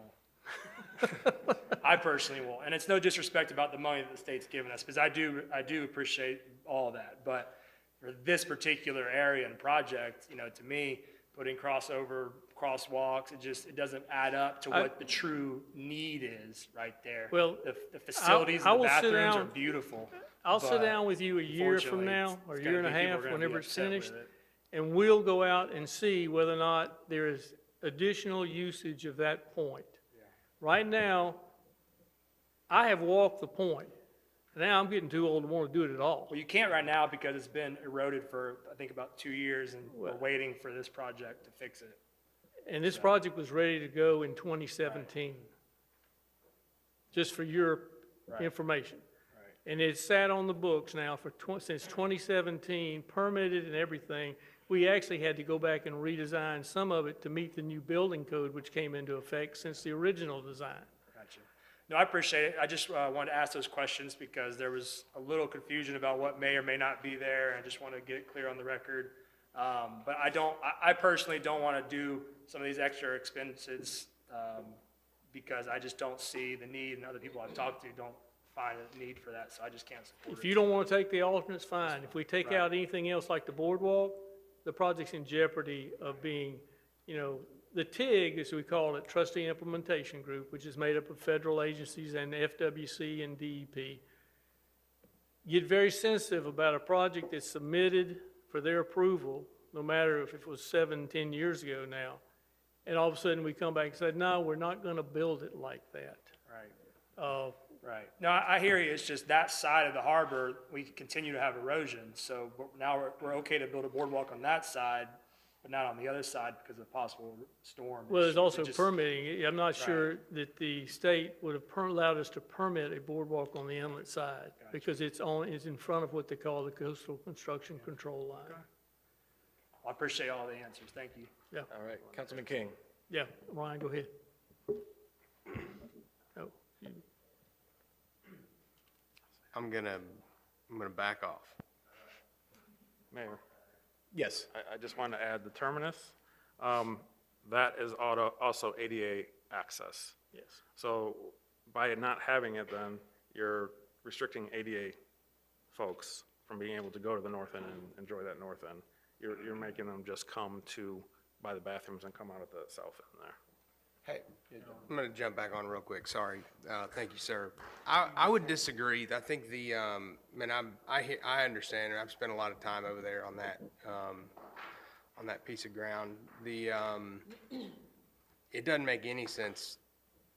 I mean, I can tell you from a common sense standpoint, it doesn't make any sense to put the boardwalk on the south side of Noriega, just from an erosion and everything else. And everybody who walks in, if you watch the way, I was down there last night, if you watch the way people enter Noriega Point, where that boardwalk is right now is where people are, where they're moving to get down there. I think it opens up a lot of doors to get people, spread people further out down the point, which have not had that luxury before because it's white sand and it's hard to walk in. I think it is going to be, if no good deed goes unpunished, then yeah, you're not, won't be able to throw your Frisbee right there, but I mean, there's plenty of other ground there to recreate on. Is there, and forgive me for not having the figures in front of me, but do we have to give up two of the crossovers, or can we, That's what he's coming to ask. He's out of money. Yeah, I understand that. I got that point. I'm saying to Mr. Bagby's motion, do we need to get rid of two, or can we get rid of one and add one later if we so choose? I personally don't think the first one's gonna get used all that much. Well, my observation, and not to contradict you, is that the boat traffic that parks, so to speak, on the point is more congregated down towards the southern end than it is at the northern end. That's why we were proposing if we build number 2, and if we can get enough money left over, we can build the number 3 at the north end. Now, are both of them necessary? No. Are all three of them necessary? No, you don't have to have a crossover at all. They're not ADA accessible, they can't be. But I've been out there and looked and watched the traffic that uses the dune to get up there and climb all over the dunes and whatever. There's also a bird nesting area on top of that dune, or the term has been changed to dike now, because we don't want to use dune for permitting purposes. But anyway, if you don't have the crossovers, people are going, you know what's happened down at the northern end. And we're also, I meant to mention, in the plans, which was an additional design, we've noticed the erosion that's happened at the northern end. Well, we've got a design to hopefully correct that issue. What's the material? The material will be the mattresses similar to what are used now on the armoring of the other end. There will be sand placed behind it, of course. But that's what's being to bring that hopefully bring that stabilization. Right now, the amount of boat traffic in the original designs, it was anticipated through the harbor entrance, and the way that boat traffic is moving through that harbor entrance was not anticipated to be as dramatic as it is, and that's caused some of the additional erosion. You know, I know FWC and your county sheriff's department, they can't patrol it all the time, but I've been out there and watched. It's like it's a turmoil of wave action and everything else from different boats. It's not your big boats out of your fishing fleets that are doing it. They behave and know how to drive through there. It's the crazy people that's it's them foreigners that come in there. All right, where are we at? Moving over. All right, Councilwoman Aber. Thank you, Mayor. And, you know, I've sat through all of this. I've been on the Parks Recreation Committee for the 4 years before I was on this for 4 years. And Lisa, I'm just watching you over there going, oh my God, we've been at this for how long? And Kevin's starting to change it? I feel your pain, and I really do. And I'm sad that Kevin hasn't watched all the work and the dissecting of exactly what we need to do. And you did it to yourself. You're like, I don't know why we're doing this. We're doing it because we want to make it a better park. We've got a gorgeous facility that's going to be put out there so people can go out and watch the sunset. Right now, it's just a big old long sand area.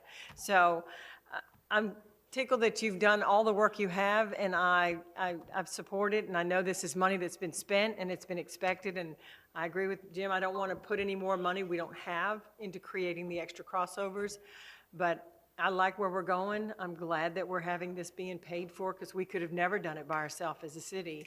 And I think if anything, it's an addition that's going to be helpful, especially for those that are already using that area. So thank you for coming again tonight. Thank you for all you've been doing. It's been a pleasure working on it. Thank you. I just want to see the thing come to fruition. Me too. Yeah, thank y'all. You've both been working on this for a long time. A lot of us up here have been working on this for a long time. So I'll answer a couple of concerns and I think Johnny's question. When Mr. Schmidt and the mayor get to be the same age as Mr. Destin and myself, they'll understand why you stay on the boardwalk and you go around to the 12-foot thing and you don't walk in the sand, because it's hard to walk in the sand. Yeah, okay.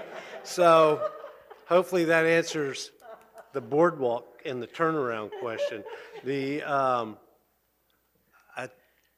And I understand, you know, let's get as much as we can while the getting's good, but I remind you, and the reason I wouldn't support the boardwalk on the inlet side is, once this is complete, we own it. We own it. And the first thing that'll get wiped out in a storm, because we've seen Noriega Point get wiped out in storms, will be a boardwalk or any improvements on that southwest side of Noriega Point, to include the walkovers. We're going to own those. And so if we're talking about $400,000 for 2 walkovers, probably another $250 for the one that y'all are actually putting in the base plan. So we get a storm this year or next year, whenever this gets done, that's $650,000 we're going to be spending to put in 3 walkovers. So the walkovers that are there, I agree with the one in the middle. That's why my motion. to Johnny's question, yes, we can add them both back in, we can add one of them back in, but as I was looking at it, the southernmost walkover, push the map up just a little bit. No, you pushed it down, thank you. Southernmost walkover opens out into almost exactly the same spot as the ADA ramp opens up. So why would we put two walkovers that end up, 150 feet apart into the same spot? And they're both going to go in between those two southern coves there. The northern one, if you'll go up the map a little bit, the walkovers, and this is just how I look at it, those walkovers are for the boaters, period. Because if I'm parking, I'm not walking all the way down the boardwalk just so I can cross the northern walkover. Why would I do that? That doesn't even make sense to me. The northern walkover, those are going to be improved and protected. There's not going to be boats parking there. There'll be boats parking to the south of it, which is just about as close to the central walkover. So why would we incur the expense and the future expense of replacement costs, even if they are never wiped out by a storm? They're going to age and we're going to have to replace them. This kind of goes back to the R&R philosophy. So that's why I said, let's just take the middle, let's save DEP a little money, maybe they can improve something else in the project, and we save ourselves money, not only up front, but down the road when these things have to be replaced. The other thing about the boardwalk wraparound, and I would walk down the boardwalk. I wouldn't walk all the way to the end of the point in the sand, because I might want to watch the sunset. But some of the arguments against the boardwalk on the harbor side are the exact same arguments that were made when we approved the boardwalk in the harbor on the north side of the harbor. Nobody will ever use it. We can get along there, Yeah, it's kind of a mishmash, but we can get there if we really want to go there. But I tell you what, I go to Mr. Destin's restaurant once or twice a month, and I sit there, and that boardwalk always has people walking up and down that boardwalk. It's just a thing to do in Destin, and I think, at least for the people that live out there, and maybe some of our citizens, that will be something to do. That will be their park to go to, that they can access a lot of beach out there. And so if you want to add one of the walkovers, later we can do that, but that's why I made my motion the way I did, to answer Mr. King's If I can question. just say something in regards to Councilman Bagley's statements. As you see the plan up there, that is all permitted. So you are correct. You want to come back and build one. If you see the traffic is so high that you want to come back and build it later, you're permitted to do it. How long That does those work's last? done. Huh? Is it like a 10-year window? Is there a window? I have to check with you, Okay. Mayor, but I'll let you know, it's not any short term. So the center crossover, for those of you not as familiar with it and hadn't been on council as long, you talk about sunsets, et cetera, that center crossover, the main one, so to speak, that's in the base bid, has outcroppings on it that have seats and so forth as you go up on it. So imagine if you've ever been on top of that dune, what it looks like from on top. I've been up there in a pickup truck. Huh? They won't be shooting them off the dune anymore. It's closed at night, so we're going to have to get into that. But All right. anyway, but yes, if you don't want the crossovers, I can understand. I'm not in strong agreement one way or the other. The center one we have in the project already in the base bid, and unless we made a deduct in the project and took it out altogether, which I don't plan to do. I've asked for the money to build all that. So. Councilman Stevens. All right, thanks so much for doing all the work you've been doing on this. Real quick on the shoreline protection area, is that shortening any of the boat access, or is it pretty much where the no boat enter zone is? They don't dock up there now at the very end up near the harbor. Okay. At least I haven't seen it. That doesn't mean somebody doesn't. Yeah, but that's where that sign is saying you cannot boat there anymore, right? Yeah, from what I see traffic up there, anybody that puts a long boat, and I saw one 60 feet parked out there the other day, puts one up there like that, he's in jeopardy. Mm-hmm. Okay, that's And all I had. isn't where their pirate craft turns around too? Councilman Destin. Thank you, Mayor. It's always healthy for Mr. Bagby and I to disagree occasionally. I understand exactly where he's coming from, but by not putting that last boardwalk, there are 50 boats there every summer day. They're just going to walk across the dunes unless we put law enforcement there constantly. And, you know, to get, as I said earlier, cheap on the last 237,000, I think is probably not a good idea. And in order to be able to support Mr. Bagby's motion, I will first make the substitute that we direct staff to, from the general fund, provide the 237,000 to put the other walkover in. I'll second that. At least we can vote on it. So Pierce, you have the center one, and so which one is the second? On the northern end? Okay, so you want the northern? If you do not, and the MOU does not say you're funding that boardwalk, it just says you're providing the funds that are equivalent to that fund. If you agree, as Councilman Destin just said, to find the money to provide those funds, then we can get probably all 3 dune crossovers in, plus the terminus to the harbor boardwalk.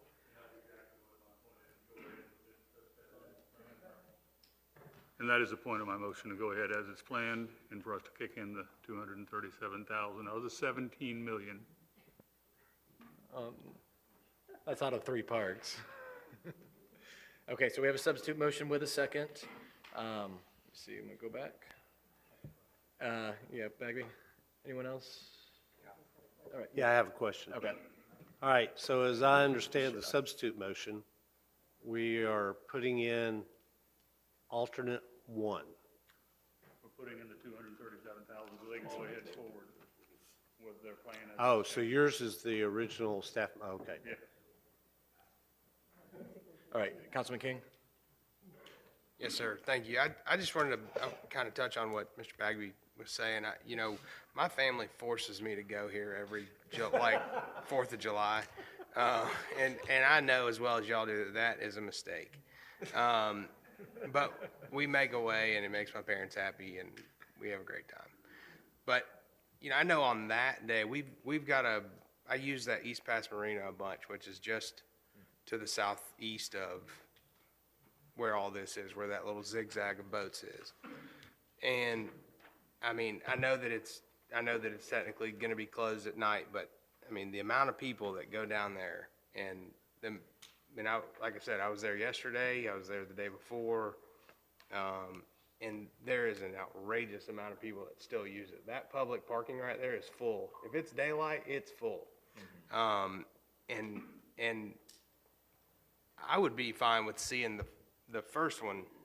Well, I will support Mr. Destin's motion. I think if it doesn't go that way, I would be in support of getting rid of the first one. I think the other 2, I go on a boat, I'm not walking through the sand anywhere. I'm staying right there around the boat where the food is, you know, and I think most people are that way. I don't think they're going to ditch off their endless supply of resources on their boat to walk away from it through the sand. I think that people would use the last 2 to get further away from the people that are down here towards the park. That's what I got. Thanks. All right.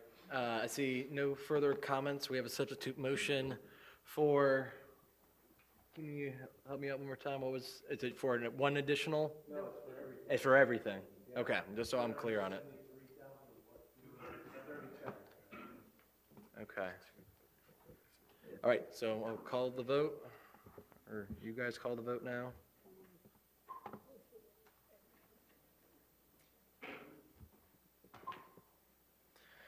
All right, 5-2, ayes have it for the whole shebang. There you go.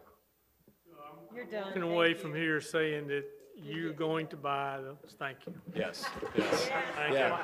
Now, just don't cut anything on Joe's Bayou.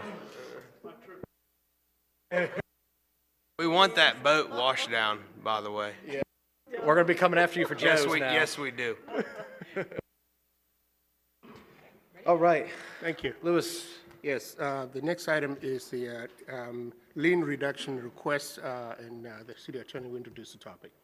Thank you, Louis. So this agenda item is technically for two separate lien reduction requests for two separate properties with the same owner. The liens were for identical timeframes and amounts. The property owner for both parcels is CRHGZH LLC and is represented by Mr. Stephen Tatum, who is here. Liens on both properties were recorded on January 4th of this year. They're less than a year old. The liens accrued at $250 per day for 105 days, and the property came into compliance approximately 105 days after the lien was recorded, and therefore they stopped accruing at that time. Each lien is in the amount of $26,250, and the total amount for both liens is $52,500. I'll invite Mr. Tatum up here to make the request on behalf of his client. Good evening, council members. Stephen Tatum, Matthews & Matthews, 4475 Legendary Drive. First I'm going to ask, did you have a chance to read the letter submitted? It was in your packets. Okay. And did you all check out the emails that were attached to it? Okay, so I won't bore you too much with details, but not to steal a quote from a movie, but what we've got here is failure to communicate. And it's somewhat on both sides, but as my letter indicated, yeah, my clients have been renting both of these houses since 2011, 2012. They had a rental management company assisting them. In 2022, they decided to end that contract. So 2023 became the first year that they themselves had to register for short-term rentals. In June 28th actually, of 23, they reached out, asked code enforcement, what do I need to do? He said, make you a Compass account. This was Officer Morales. Make you a Compass account, register for your short-term rental. Okay, they did that. What they actually registered for was a BTR. They submitted that information back to Officer Morales. Officer Morales says, okay, now go register for your short-term rental. They actually went back again and registered for the BTR again and paid for the BTR again. So they actually paid for the BTRs twice within like a 2-month period. Again, they reached out, asked. By now we're in August, so August the 21st, because of Mr. Morales not responding to us in July, they reached out to Ms. Burney, who responded back on September 11th. I'm sorry. They reached out to Ms. Burney on August 21st, 2023 and did not get a response. And then on September 11th, 2023, again to Ms. Burney, requesting an update as to whether or not they had submitted everything, did they have everything copacetic with the city's licensing requirements. She found again that they had only done the BTR. They CC'd Officer Morales again for him to further assist, and there was never any more communication from Officer Morales. So that was September 11th that happened. On September 19th is when the code enforcement magistrate hearing occurred. No one in any of these emails during that August-September timeframe ever mentioned to my clients that a code enforcement hearing was about to happen. The notices that were sent, if you noticed in your packet, there were the green cards that go along with certified mailings, and those green cards were not signed. They were sent to a property that my clients do own in Slidell, Louisiana, but that isn't, I think it was in Slidell, maybe, but somewhere in Louisiana, near New Orleans. But that property was actually rented to someone else, commercial property, and that tenant failed to let them know within the appropriate time period for them to get here and actually attend the hearing. In fact, they didn't find out about the hearings until December 14th, after the December 14th meeting. The December 14th meeting is where the code enforcement magistrate actually issued the fines. So September 19th, a hearing where the magistrate says, you're in violation, come into compliance by October 4th. If you don't come into compliance by October 4th, we will start fining you $250 a day. October 4th comes and goes. Another magistrate hearing is not held until December 14th. At that December 14th hearing is where the magistrate actually signed an order saying, all right, fines are accruing now. and she backdated it to accrue from October 4th forward. My clients found out beginning of January, hey, this property is accruing $250 a day since October 4th in liens, and there's 2 properties. So they immediately reached out. Finally, were able to get the appropriate process to do what they needed to do to register. Not only did they pay for their 2023 business tax license, short-term rental license, they also paid for the 2024 in January of this year, and they paid the $1,000 in magistrate hearing fees, administrative fees, that were also charged through the magistrate's orders. If you look at the dates from the December 14th magistrate hearing, where she actually signed the order saying that you're in violation, your $250 a day are now being assessed. From that December 14th hearing until the January 17th date, where my clients actually paid for both short-term rental licenses for both years and the $1,000 magistrate fee, that's only 34 days. So as soon as they knew they had a problem, they went up here, came in person, figured it out, and finally got it solved. And it took several different individuals assisting them, whose names I cannot remember right now. But they were able to get everything taken care of, but now we're looking at a total of $52,500 in fees between the 2 houses for simply not understanding the licensing process for short-term rentals. That's a total of 105 days for both properties, $52,000, so less than a third of the year, and that's the fines they're facing. So of course, we're here today to ask and request that we ask that you eliminate the fines entirely, because although maybe we did make some mistakes by not coming up here immediately to find out, but the constant email communications just kept going. It was very clear that nobody was thumbing their nose at the system. We were trying to make this work, and there was just a failure of communication. If Mr. Morales had done more than just said in a 1-sentence email, apply for short-term rental registration, which is what my clients thought they had done, and then they did it again, thinking that's what they had done. And if you look at the BTRs that are attached in your packets, they even say on them that they are for license type, rentals, BTR, classification, short-term rental. They thought they had done what they were supposed to do. It would have taken Mr. Morales maybe, an extra 5 minutes to write an email that explained, no, now you need to do this. That didn't happen, and so now we're here before you today, begging for some mercy. If you got any questions for me or my clients, they're here. All right, thank you so much. All right, Councilman Guile. I move to deny lien reduction requests. All right, I have a motion. I'll second it. The second for discussion. Councilman Guile, do you have anything to discuss on, or? Yes, I do. All right. First, regardless of whether they feel like they were notified or not, it's their responsibility to understand the law when they take on ownership of that management and they fired that management property. If they weren't competent, they should have never gotten rid of that management property. It's not our code compliance's job to educate them to that great detail on this. Additionally, I don't see any reason why they should receive any leniency whatsoever. I feel short-term rentals are a virus to this community. So that would be the problem with why you're saying this now. No, I'm just telling you that point blank, it's their responsibility to understand the rules and the law. Ignorance is not an excuse. Can I ask you a question? You sure can. Have you ever made a mistake, not understood the directions to something, and then it cost you $52,000? I've been smart enough to educate myself before I depended and relied on other people. So you've never made a mistake? I've made mistakes, but I've manned up and paid for them. Okay. Councilwoman Hebert? Thanks, Mayor.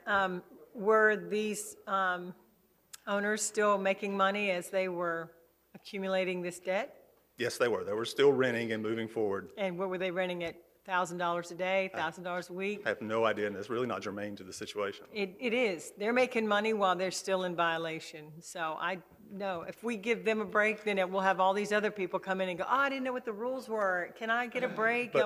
You're making money, short-term rentals, there's rules. You have to know that there's got to be something to do more than just emailing. I would have gotten in my car and driven here or flown here and said, something's going on, I'm missing out. I wouldn't wait weeks. I think you need to look at the severity of the punishment and compare it to the I'm not going to say minuscule, but the small amount of actual violation that occurred.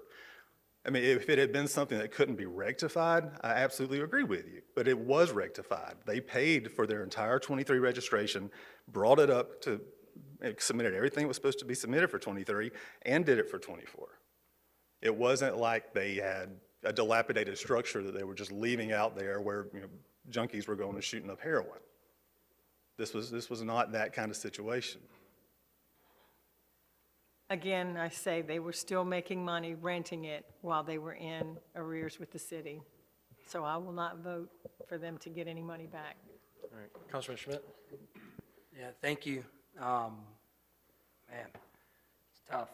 So just a couple of clarification things, if you don't mind, because I think I did hear you say that it was both parties' faults, because multiple times they asked about doing it. So they knew it wasn't done, although we didn't tell them, you know, like, right. They knew it wasn't done. They knew it wasn't done because right, they didn't have their stickers. They kept asking for their stickers. But they knew it wasn't done. So getting to the finish line would probably have been the safest thing to do. But then it says on September 11th that they did receive notice of the hearing. So they knew there was a hearing on September 19th. Yes. Because but that they did September 19th was not canceled. It was canceled? Yes, it was canceled. We had noticed it was canceled. So there was another, do we know about a magistrate hearing being canceled and then? That's what we got notice of. That was the magistrate hearing where I'm sorry, they laid this the is, fine. introduce yourself and give me. I'm Reed Ingram, owner of the 2 houses in Village of Crystal Beach. It's not that we're being defiant. First time doing it, yeah, we made mistakes, and I'm very competent on, but what we were paid for, and we paid for it for 5 times, the business tax, and on that business tax, it clearly says short-term rentals. So we thought we were paying for the short-term rentals. So then we applied for it again, and then my fiance asked William, when are we going to get our stickers? We're going to get our stickers. We didn't get them. We applied for it again. Not applied, we paid for it. So it's not like we were sitting here taking money in. We paid for it 5 times. We weren't sitting here. And I mean, I've been in this area for a long time, since 1998, paying taxes, coming here all the time. But we were trying to. We weren't being belligerent. Here we have the certified letters that came to us. They came back not signed. We have a UPS saying that they dropped it off to an individual that signed for it. They're not signed. William didn't come and tell us that. Yeah. I was in his office and happened to see it on his computer and asked him, what's that? Sure. He says, oh, that's the certified letters that weren't signed. I said, Right. can I have it?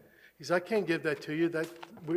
We're against you. We're not for you. I don't want to, I'm going to cut you off if you don't mind, because I appreciate what you're saying and reiterating what Mr. Tatum said, but I just want to make clear, though, that y'all did know there was going to be a hearing on the 19th because Ms. Fancy Hoffman admitted to that. But with all that said, that's why there's fault. You know, y'all knew it was going to be a meeting, and it says in your letter there was a meeting, so it didn't say it was canceled. So I'm assuming all that happened. Y'all didn't come for postponed one or reason or canceled. another, but I'm still going to make a substitute motion per the code and ask to reduce it up to the 30%. I'll second that. All right, I have a motion and second for the substitute motion. Anything else? Okay. Continue on, Councilman Destin. Thank you, Mayor. The object of code enforcement is to try to get people to comply. It's not really a system that contemplates punitive action. That these people look like they were desperately trying to comply. Our compass system has been a disaster of a fiasco. We are right now looking to spend hundreds of thousands of dollars to replace it because people get on it and they can't get it to work. The code enforcement people that handle this themselves have recommended that these fines be abated. In my opinion, we should have had a human being call them and say, okay, guys, you did it wrong. This is what you have to do. That's what happens in a system that functions like it should. As far as I'm concerned, I would abate the entire fines. If they didn't get notice, I know we followed the requirements of the law that you send it to an address that is registered, but it's pretty clear they didn't get it. It's also clear they were communicating by emails a lot. I just think the whole thing is a testimony to the failure of the compass system and our abilities to make people go through that system when it at best is very inferior. Just for clarity, though, I don't think I can do, because the code that we put in ordinance form only allows us to do the 30%. That's what just the for clarity. code says, but if it's a due process issue, which if they never got notice,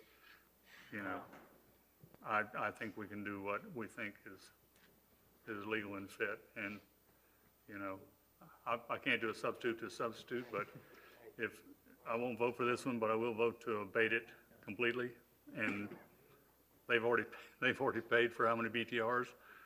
And they were making every effort they could reasonably make to try to comply with what we ask, unlike the probably 1,000 other short-term rentals in this town who are not paying anything and are not making any attempt to pay. Jim, I'm sorry, before you jump in, Councilman King. Thank you, sir. Yeah, I would, how many short-term rental houses are there in the city of Destin? Registered. We don't see. Approximately 1,200. Okay. We don't see this a lot. That would be my concern is like, how come we don't have 1,200 other people here with the same issue? If I go to Illinois to go deer hunting, I'm gonna have all my I's dotted and T's crossed. And if a game warden stops me, he's gonna have to look really hard to write me a ticket. And that's kind of the laws of the land, and I feel like that's especially in business. I have a heart. I'm not inclined to see you guys pay the $52,000, but, I think there's been some points made tonight that, if we do this for you guys, man, it's tricky. We aggressively contacted, we just didn't stay and let this, we reached out. If you look in the packet, several times we reached out asking for help. Okay? On this tax thing, it says short-term rentals. It says short-term rentals on this tax certificate that we received, right here. Business tax receipt, and it says short-term rentals. I thought that's what we were paying. And we reached out and asked, and paid, and then it's not like we're sucking the money up. When I paid it, everything up front, they didn't give me any money back for paying ahead. I didn't ask for it either. And again, I understand my fault. But clearly, I was trying to get this thing paid. I wasn't sitting back trying to slurp up the money or receiving all the money and not doing anything. And to your point about the 1,200, the reason you probably don't see it so often is because majority of everyone uses a rental management company. And that was what was happening with them for years. That's the reason they knew they needed the stickers. If they had just suddenly started trying to rent, then they wouldn't even know they needed the stickers. They would have thought the BTR was all they needed, and there wouldn't have even been follow-up. But I mean, I know it's a strange situation, and it's kind of terrible that it's $52,000. If it were $5,200, yeah, okay. You get the point I'm trying to make, though. I'm not trying to, it's a principle type deal, right. and it's tricky for us, Understood. We're normal people who got elected to be up here, and we're trying to do our best. I completely appreciate that. All right, Councilman Bagby.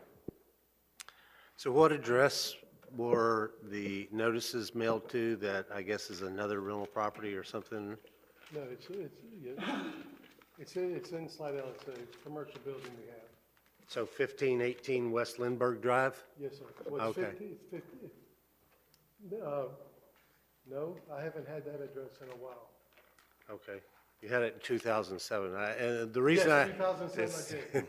Yes. Because your LLC is inactive in Florida. I didn't know if you knew that, but it is inactive and has been for a while. And from what I can- the property appraiser, or the tax collector has that address Yeah. also. So, And that's where we which ended up is, with this problem. You know, because if you go to Sunbiz, guess where that would have gone? To 1518 West Lindbergh Drive in Slidell. So you know, you operate businesses, obviously multiple businesses. You got to keep your records. That's not on us. I'm not going to vote to waive everything because, you know, just like the code enforcement person or somebody on the staff could have picked up the phone. You know, y'all could have picked up the phone and called the city manager. You could have called your attorney because all of a sudden now it's getting addressed and it could have gotten fixed. You had a chance to go to the magistrate. You could have called and said, hey, we can't make that date. You know, you've canceled it. We need you. Here's the new address you need to send it to because the address that you have and the state has and the city has and the county property appraiser has is incorrect. So I do believe there should be some penalty.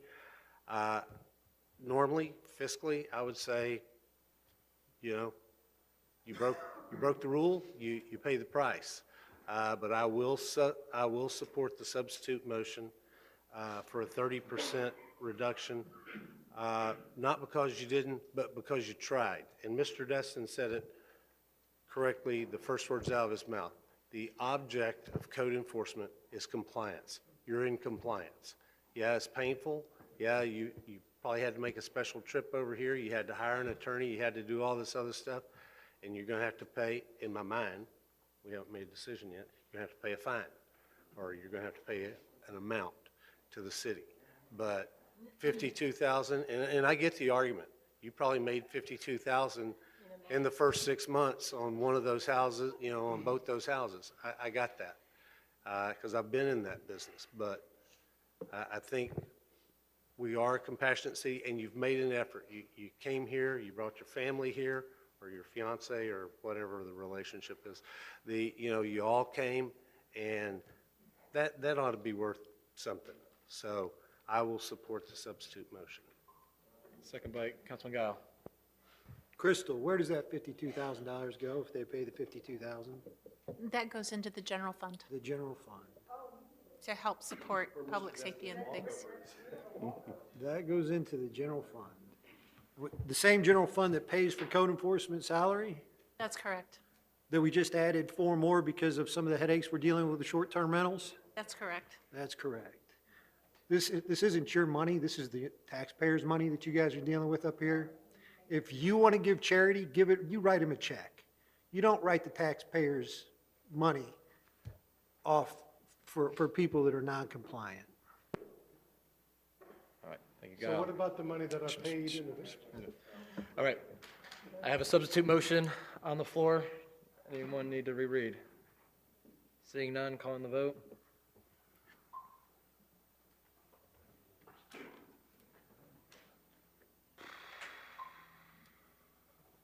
One, two, three, four. 1, 2, 3. All right, ayes have it for 30%. All right.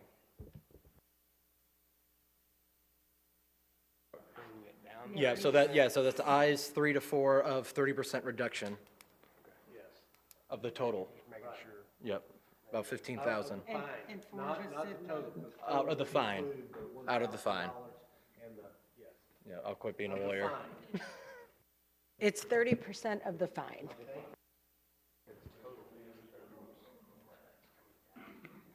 All right, Louis. Yes, the next item is about the Dolphin Point parking evaluation that you asked for from staff, and the city engineer will cover that for us.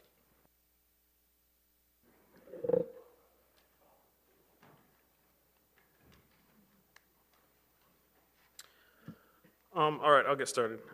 So, on May 6th, 2024, council had the following motion. Councilmember Bagby moved to have the city staff go out and evaluate the 9 parking spaces at Dolphin Point to see whether parallel parking is an option, and then that passed 6-0 with Councilman King seconding. So, on the screen is kind of an attempt at looking at what a parallel design would look like. To bring it up to code, it would need an ADA space, and then also the sidewalk would need to be continued along the north side there, which you can kind of see in the light gray.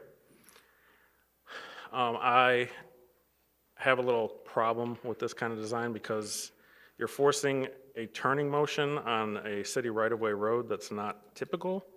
The right way to park in those parallel spots is they're gonna have to go past the spots and do some sort of 3-point turn to come back to use them with the flow of traffic. So with that, I kind of was looking at what we have out there right now and trying to see what can work. So this is taking the 9 spaces that are out there right now, adding an ADA space to bring that to code compliance. We are using the same situation that's out there already, so everybody's used to that traffic pattern. It's pushing the depth of the spaces towards the Dolphin Point and the right-of-way line there on the north. And the only thing it's not doing, there's 2 things that are not code compliant about this design. One is, obviously there's no room to continue that sidewalk along the north side there to the end of the right-of-way. But the sidewalk does continue along the north side there and terminates at that ADA parking space. And 2, per our code, which the current spaces obviously don't meet this too, per our code on table 8.5, 90-degree parking spaces are not allowed in city right-of-way. So obviously that is 90-degree parking, but that's what's out there right now. Like I said, that's the existing traffic pattern that everyone's used to dealing with in that area. So of these 2 options, I guess I'd support option 2 over option 1. All right. Go ahead. Yep, Councilwoman. So how do we go back to the original motion? It's not in the packet if we don't want either of these. Lewis? Yeah, it's entirely up to city council if you so wish to go back to the original motion. So if I make a motion to go back to the original motion prior to the parallel parking Yeah, after your discussion, you certainly can. for discussion, I would recommend that we go back to the original motion since these are not really compatible. Right. All right. All right, I have a motion on the floor. All right. Dies for lack of a second. Councilman Bagby? Thank you.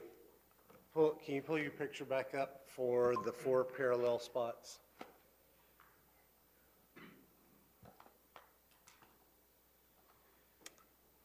Okay, so I understand, but there's no turning. The reason we don't allow that 90-degree parking, or at least my understanding, we don't allow that 90-degree parking is because of the turning motion that you would have to make in the public right-of-way. Is that one of the reasons, or is that your understanding? That would probably be the main reason why it's in the code. So you and I had discussed enlarging the paved area at the end of the city right-of-way to allow, and I understand a fire truck couldn't do a U-turn there.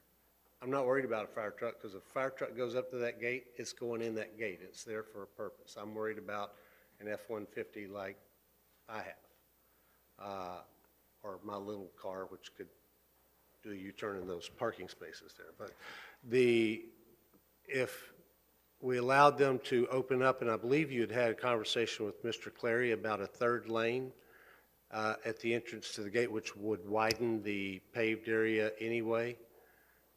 To me, that would be the simple solution. I would support the parallel parking as designed up there, minus the turn. I would just enlarge the space where people could, the paved space, so they could do basically the function that you showed, but not just a little narrow place to do it.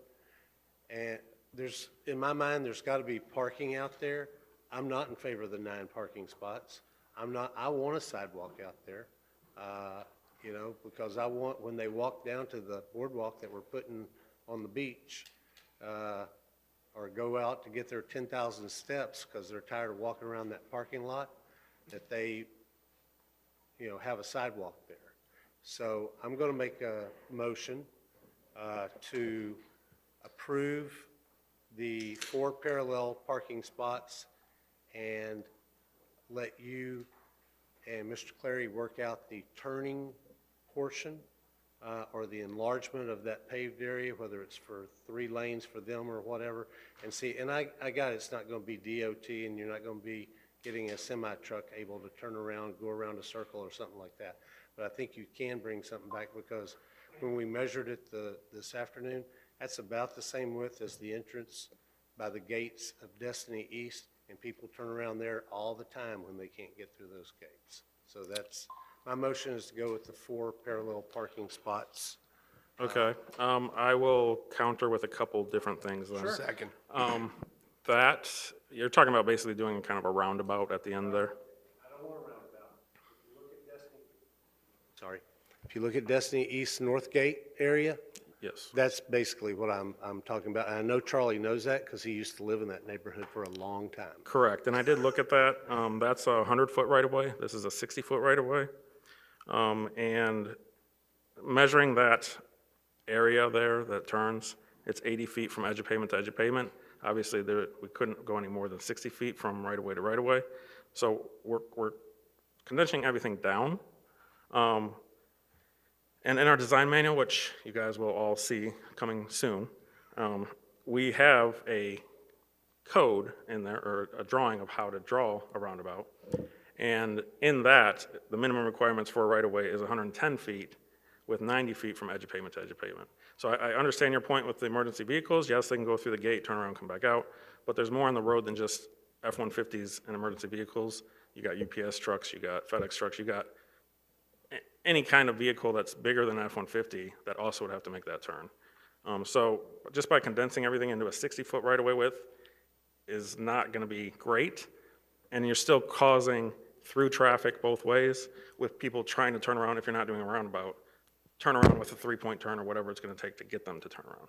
Okay, so I will explain to you, go up there to the actual gate, and that is actually the south entrance. If you'll go to the north entrance of Destiny East, no, you got to go way up. You're at the south entrance to Destiny East. Go to the north entrance up by Highway 98. Keep going, keep going, keep going, keep going. Now go west a little bit. No, you're going east. That's okay. No, go west. No, you're still going east. Okay, there, yeah, right there. Okay, you see how it necks down there by the gates? No, keep going. There's the gate. Yeah, you see how it necks down? You can see where it curves in. Okay, so it's not 100 feet right there at that where the gates are. Okay, and people turn around there all the time when they can't get through the gates as they're trying to get to Destiny by the Sea or wherever the heck they're going. I don't know. So the thing is vehicles are going to have to turn around anyway once they put their gates in. All right, so if you had the 9 parking spots, there wouldn't be any place to turn around, because once they got to the gate, they would have to back up into one of the 9 parking spots if it were open, and then turn around and go out. So I trust that you and Mr. Clary will be able to solve that problem without having to put a roundabout. And yes, it's not a perfect solution, but I think it's the best solution, so that to keep peace in that part of the city, there are a few parking spots for people with trucks or whatever, and they can put up their gate and everybody can be equally unhappy with me. I will not support the 9 parking spots. I'm sorry, no, because there's going to be there needs to be a sidewalk there. No, you had your chance, you had your 3 minutes, and now I get it. So, thank you. Councilman Guile? Yep. All right. I would support Councilman Bagby's motion if we make that paid parking. They shouldn't be there for free. So I'll support if it's paid. Yeah, I would expect that we would have that as part of our public parking system, and that you either had a sticker, or you had the little app that you put on your phone, and you paid. Most of the people there that are going there, I would assume, have their city sticker. But so, yeah, no, I would change the motion to include that to be paid, those 4 spots to be paid parking. Michael, jump in. Yeah, Mr. Bagby, I'd also like to add that our paid parking spaces, I'm right here, and the spaces that are out there now currently are signed no overnight parking. Yeah, I don't want overnight, that is not an overnight hangout or whatever. That's parking. That's city parking, just like the rest. We don't have any overnight parking in our parking lots, out in Crystal Beach. So that's not what they're there for. That is for people their kids to come and go boat with dad. Okay. All right. Ma'am, this isn't discussion time. Okay. So I don't get to speak anymore tonight? You get 3 minutes at the end. Very good. Yes, ma'am. Councilman Gallo, you good? I'm good. All right, Councilman Schmidt. Yeah, thank you. Brian, I just want to clarify, even with Mr. Bagby's idea, it's not going to be compliant with our code? Because it says both options are not compliant with our code. So this is kind of a gray area because for a gated community, right now the current code does not say that you have to provide a turnaround. The new code, we're proposing to have that in there, but right now it's not required as part of a gated community.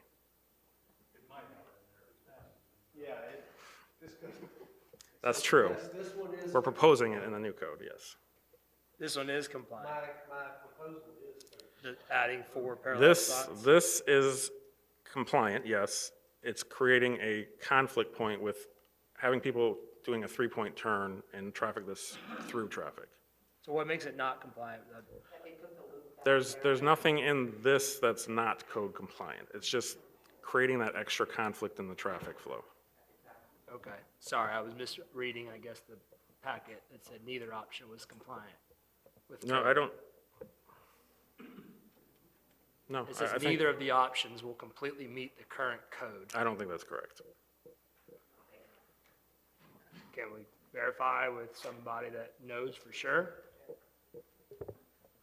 If for some reason it's in there. I don't want to support something that's not compliant with the code, No, I understand. Joe, can you address that? Yeah. Yeah, that's paragraph 3. That is a misstatement in the agenda item. Okay, got it. And then at the May 6th meeting, before the May 6th meeting was whenever we first made the original, or was that the May 6th meeting? So I believe that was April Back in 15th April. was the original motion, yes. We voted all in favor to do something, Mhm. have them work with y'all, they were gonna pay for something. Mhm. And then at the May 6th meeting, Mr. Bagby asked to go out and evaluate the 9 parking spots. Correct. That's this. Did that remove the original No, that's request? still an open Say that motion. again? That's still an active open motion. The first one is? Yes. So this is kind of separate. So So if we're the- actively doing 2 things in the same Yeah, location? so the way I understand it, if this gets approved, let's say this option on the screen tonight, then you'll have to make Kim, you'll have to correct me, make a second motion after that to rescind the April 15th motion, because it's an active motion.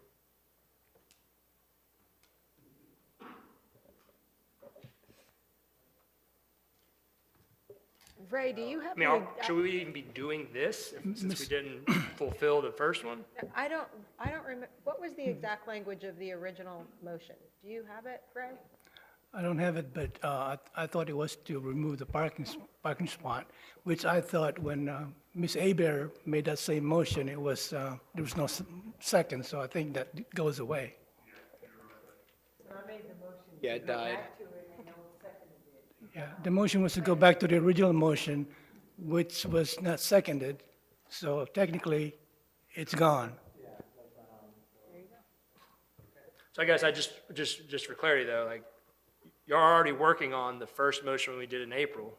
You're actively pursuing removing all spaces. No, that's all been No, put on they, hold. they are not. What they did was, once this direction came out to look at the options, they stopped working on anything else, and they put this agenda item together. Okay. I got you. Sorry, I'm not up on my Robert's Rules of Orders, but I just feel like we should have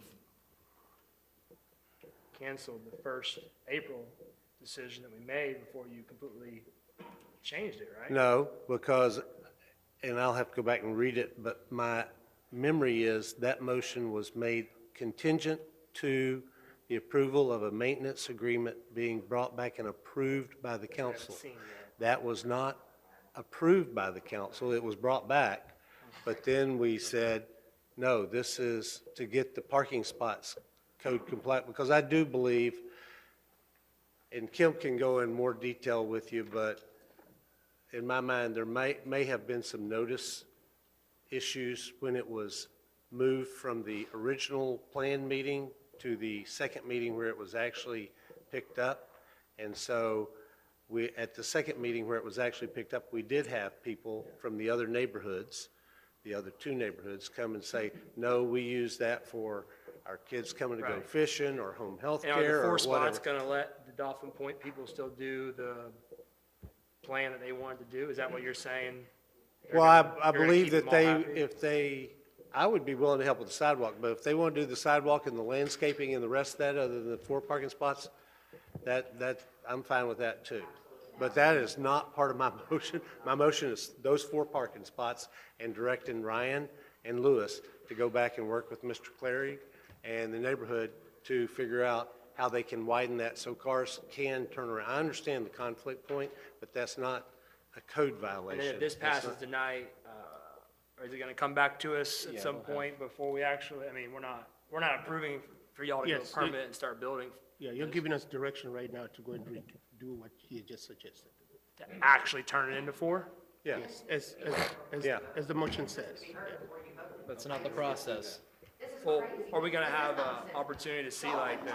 Ma'am, you're out of order, no. All right, I'm gonna wait. Absolutely. Okay, am I gonna get a turn? I guess we'll do that. He's walking over here, I didn't ask, so that's where you're at. Sir, I'll calm down. It's injustice. Mayor?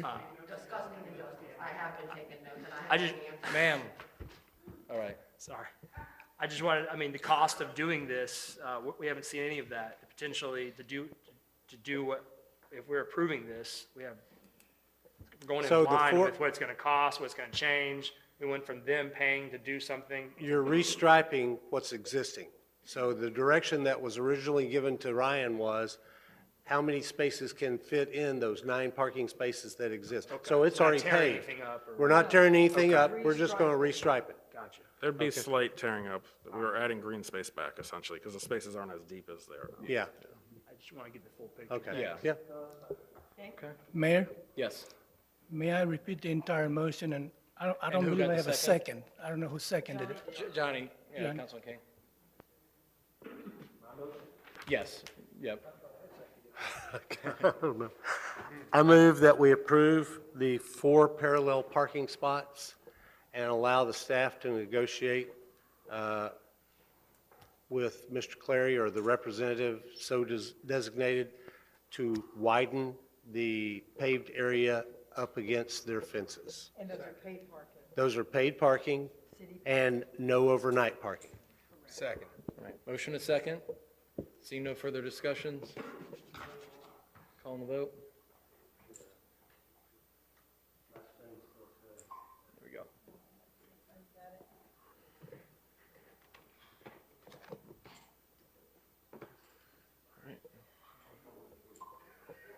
All right. Ayes Thank have you. it, 6-1. Keep on designing. All right. Lewis. Dolphin Point. Yes. All right. The end of the meeting. Still another hour and a half. At least an hour, at least an hour. It's all good. All right, We're going to do a 2-minute, real quick, very 2-minute break.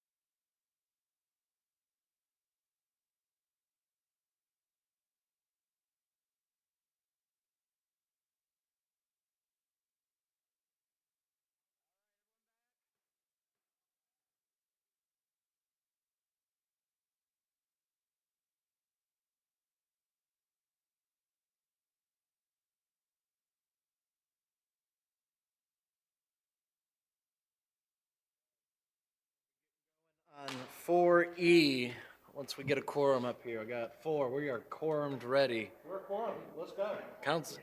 Councilman, I was about to call you Councilman Zanguzzi. City Manager.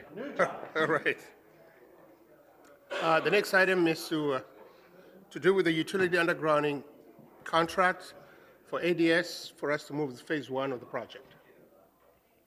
Our grants coordinator is here, and also the attorney who has been working on it, Mr. Sheff. Good evening, Council, Mayor. Here tonight to bring to you the contract for ADS as negotiated and agreed upon. We also have a limited notice to proceed that we would like to get a motion on tonight as well to allow them to Jeff, establish. could you give us about 60 seconds? Absolutely. Sorry. Councilmember Destin's almost back, and everyone was talking. Okay, can you start over, Jeff, please? Yeah, I'll be glad to. I'm here tonight with the contract for ADS that we met with them and negotiated. I also here with a limited notice to proceed, asking for permission for them to establish a laydown yard to, get that work started so that we can begin to receive materials. We have Chef Wright here who can answer questions. Juan Martinez from ADS is here. I'll be happy to answer any questions for staff. So I'll entertain your questions at this time. All right, Councilman Bagby. Mayor, I move the city council approve the construction contract for RFP 24-01-ENG with Accurate Drilling Systems Incorporated as presented, and direct staff to issue a limited notice to proceed in an amount not to exceed $230,000 to ADS as soon as practicable after the contract is executed by both properties. Second. Motion and a second. Councilman Destin. Thank you. I suppose all of you saw the information on the very large towers going to be going down that FPL's putting in. And not having a lot of detail on that, about exactly where they are, I think it's inappropriate to go forward with this contract tonight until we can speak to them to find out what are those going to look like, where are they going to be, how close to 98. It appears that they go from around the power station at Airport Road for how many miles? 3 or 4 miles? You know, it just seems to me that if we're going to spend $30 million, whatever it is, underground utilities and put in giant transmission towers down the full length of Destin, that's a question we should try to get some clarification from Florida Power and Light on what they're going to look like, where they're going to be, and what kind of impact they're going to have on our project underground utilities, which is the biggest project we have ever contemplated spending in Destin. To go into the contract tonight without that information is foolish in my opinion. And if they can come at the next meeting, I understand they were invited to come tonight and couldn't or wouldn't, but we need to talk to them about that before we charge forward, in my opinion. Yeah, I believe that the representative from FPL that we had invited tonight, kind of on short notice, because we didn't have awareness of all of the facts on time for the agenda deadline, he was traveling. So if you want to invite him on June 17th, our next council meeting, we could certainly do that. And to the mapping of where this is at, this is Main Street sub to the Crystal Beach, right before Crystal Beach sub? Yeah, I believe it's approximately 4.5 miles. Okay, but not near the West Destin, at least for this, where phase 1 is versus this? As far as I know, it ends around Main Street, from Crystal Beach, about 4.5 miles to Main Okay, Street. Gotcha, okay. Going east-northwest. Gotcha. All right, Councilman Guile. I'll agree with Mr. Destin, and I'd also like to know what it would cost. I realize they're saying it's an exorbitant cost, but I would still like to know that number, what it would cost to put those transmission lines underground. Yes. Okay. Councilman Bagby, back to you. Yeah. Well, twice in one night, I guess Mr. Destin and I'll disagree, but we'll agree to disagree. A couple of things. Number one, I never assumed that we were burying the transmission lines that run down the current easement. Never. And when I talked to FPL's representative, and I'm sure some of y'all have also, and asked about these specifically, it was an exorbitant cost. The third point that I would make is we're talking about phase one and what's before us right now. We're not talking, we can make that phase 2 or phase 9 or phase 21. You know, if we want to find, you know, another $25 million to bury those transmission lines, because it's not going to be cheap. And he told me the amount of electricity that's carried in those main transmission lines as opposed to what we're going to be burying downtown, and it's orders of magnitude larger, which is why it's orders of magnitude larger to bury them and absorb that cost. So I get your point, and yeah, I'd like to know what they're going to do with them and what the tower's going to look like and everything, but that really doesn't impact burying the lines in the harbor, which is really what I thought was the issue before us. And I just want to get on with burying at least the lines along 98. I understand transmission lines will cut across between the Crystal Beach. We actually have a station out there where these are going. That's going to complete the loop. But let's get on with this project, because it's not going to get less expensive the longer we kick this can. And if he comes back and tells us it's going to be $40 million, that's not going to change the decision. I hope it's not going to change the decision we would make on the harbor undergrounding. So that would be the only thing I'd say. All right, Councilman Schmidt. I think I agree with everything Mr. Bagby said. Just for maybe Crystal or somebody, the phase 1 that we do have currently mapped out, which I know is just an estimated map, does this impact that current?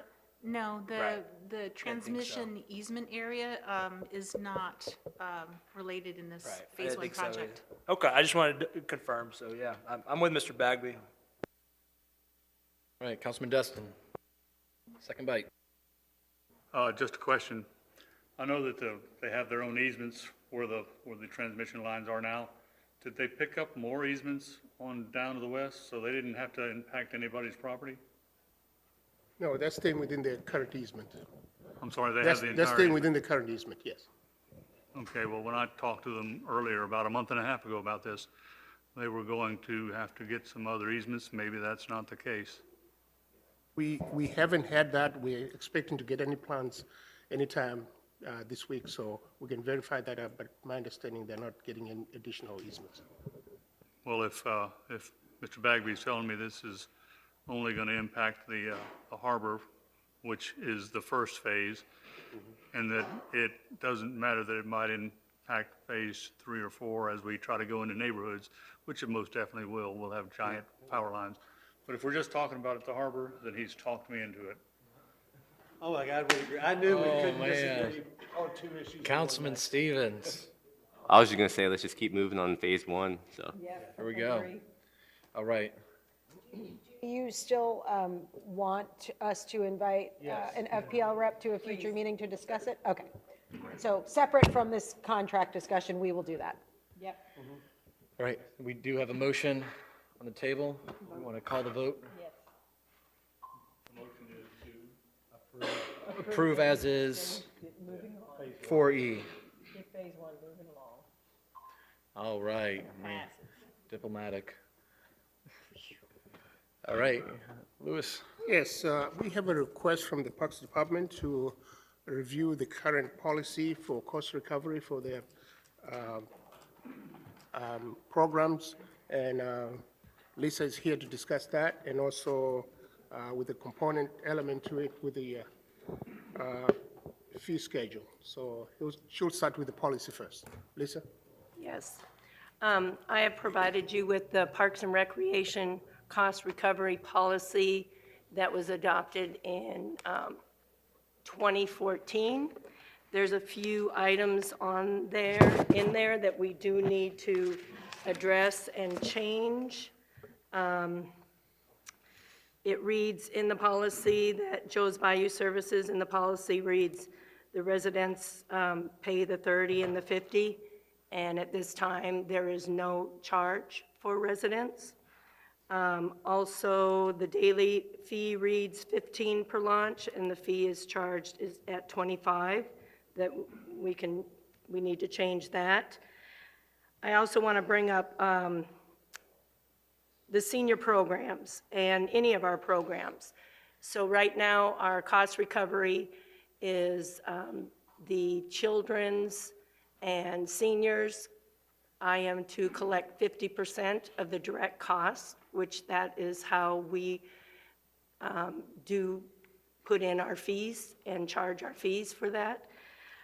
The one thing that I want you to know is the Destin seniors that we have at the Buck Destin Park, which is just our seniors from Destin.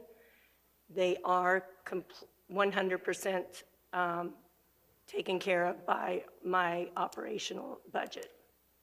So that is not included in this cost recovery.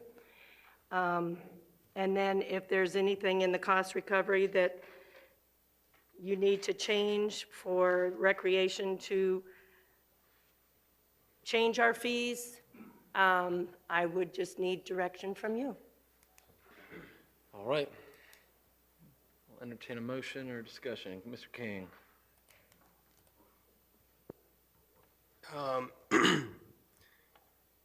Well,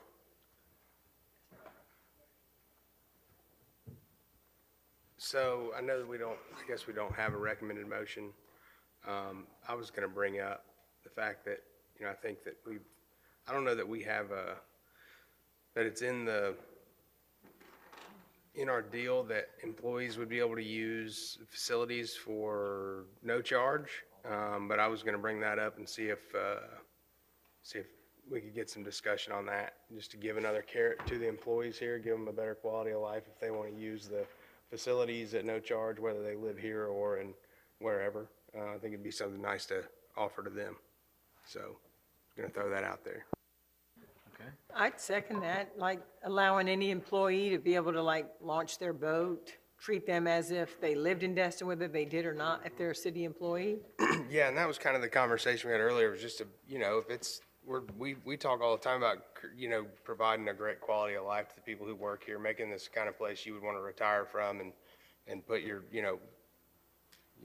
put everything in here. So, yeah, I think any of our facilities, the boat launch, the parking, if they want to rent a pavilion for a birthday party or what have you, I think that's something we ought to provide for. I know that's maybe not exactly what you're asking, but I think that'd be something, I would put that in motion for them if that was something y'all wanted to do. And then make the other recommended changes you've brought up that need to be clarified and corrected, right, Lisa? That's kind of what you need in one bulk motion? Yes, ma'am.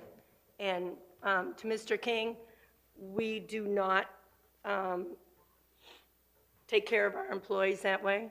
We do, any employee is recognized as a resident fee, whether they live here or not. But, yeah, if you want to. So if they're an employee resident fee, meaning like they would not pay to launch their boat, but they would pay the $20 to have their kid in the art class on Saturday or whatever, like a city resident would be. Is that what you're saying, John? If You a wanna do that? non-resident employee. So we are doing that already? We are doing that. Good. But what Mr. King is asking is a little more, and that's fine. Whatever you say. Yeah, so I'll make an motion for them that we would make the changes necessary to bring our current practices or bring our code to our current practices and, fees, as well as make employees of Destin to give employees of the city of Destin the classification of Destin resident. I'll second that. That's already the case. Yes. Is it in writing, though, Lisa? No, it's not part No, of it the policy. is not in writing. Make it part of the changes. That's what, they need to see it in writing, that they get Right. that as a bonus, okay? Were you wanting them to be no fee to them? No, recognized Resident as fee. residents. Resident fee, Resident right, Johnny? fee? Yeah, just treat it just like residents. Yes. But put it in writing, in the changes you're making. That was the second. All right, I got a motion and a second. Councilman Bagby. Good luck, Ray.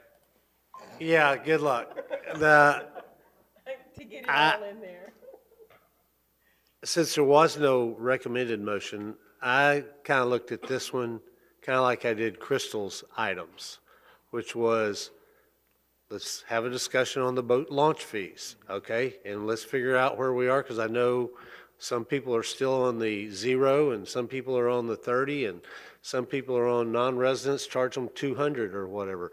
So you've identified the areas where either our fee schedule doesn't match what we have written, or our policy doesn't match our policy, which says we're going to recoup. And so I would prefer that we do these individually, because I think most of them will go quicker, except for maybe the boat launch fee, because I know there's passion on each end, you know? And I got that. I'm not sure why about the $30, but, so I would make a substitute motion and say that we, even though our policy says 100% covered or not 100% covered, that the recovery policy is 50% for seniors, that we continue 100% recovery or non-recovery on the seniors. Allow them to use it for 0. And I would prefer, let's just, because we can get through them a lot quick, because we'll be talking all night, well, I want this one to be 25, I want it to be 14 or whatever, you know, so, and then we can just make 6 really quick motions, hopefully. All right, well, I got a substitute for, Allowing the seniors to be 100% covered by the city. right. I'll second. With all due respect, those are two different subjects. No, they're fees. Johnny's subject was You didn't aimed turn at, it on. Fees.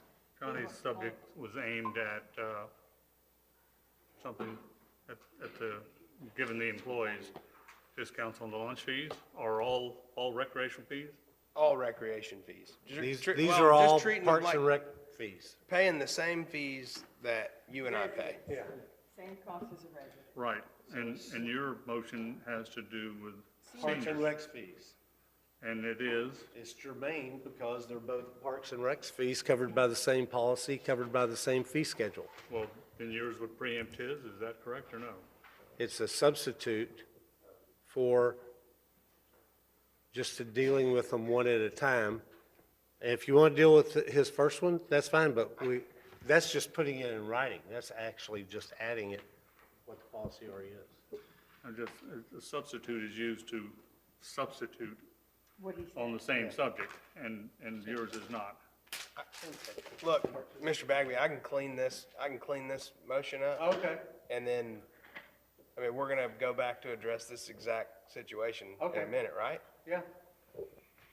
I would, I will right, withdraw withdrawal. my substitute motion if you're just saying we're going to treat city, we're going to put in writing. We're going to put in writing that all city employees will be treated as citizens of Destin in our Second. parks and fees. Second. No, that's. That's your original, that's your original. Johnny's original, and I'll second his okay. original. Well, I would point out the first rule is to see if we agree with the cost recovery policy that's been in place since 2012, and then the next is to get down to just the fees themselves. This motion doesn't address the percentage that's represented in the cost recovery, which we saw on the paperwork was 50% here and 100% for the seniors. And so do we agree or not agree with that cost recovery fee as kind of the overlaying umbrella over the next one? I don't know if I'm confusing everybody and myself to boot. Let's get Johnny's motion How through. about if you all vote on Johnny's motion first, and then we move on to that issue next? Would that Yeah. work? Yeah, because then we're going to go through. Yeah. That's a whole other, yeah. Like city employees.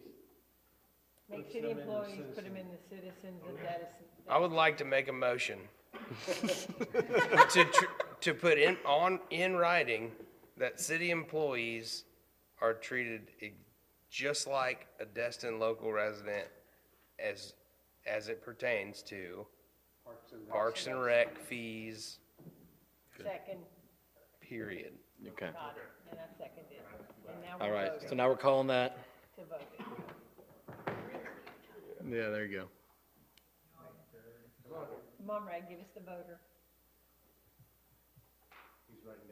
Yeah. I was like, I'm gonna Just writing down the fourth motion. Because we only said See, the this is same what way happens 4 when times. y'all let me make motions. No, you're doing good. We know what you were doing, John. All right, I just have it. All right, Okay. Now, the other issue before us is, do we, button.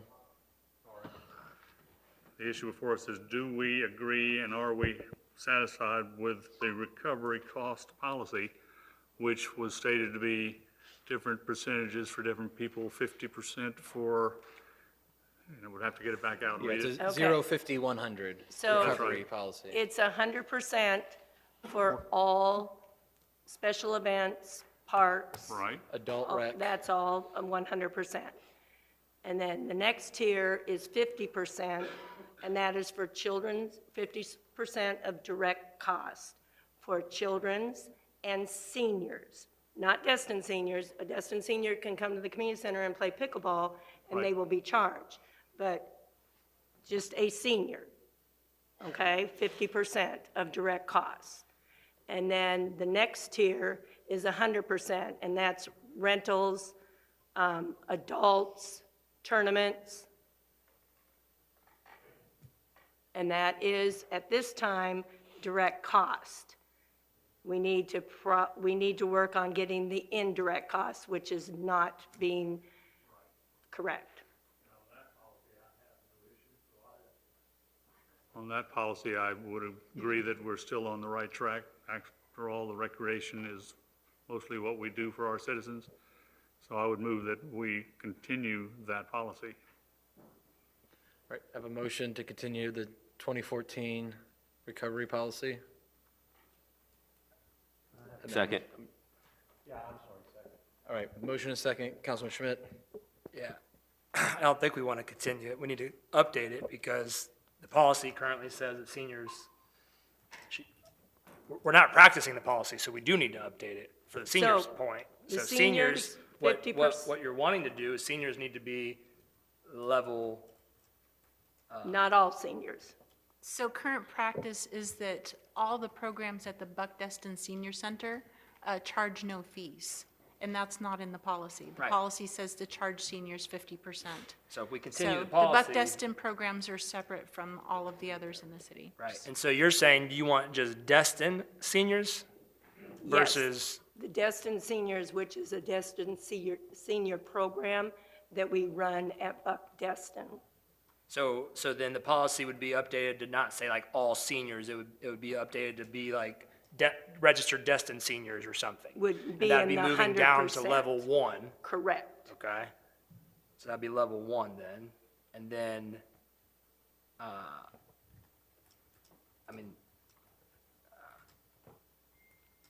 so, That's the only thing Right. that doesn't, before, I got a substitute motion, but I just want some clarity on a couple of things before I give it, but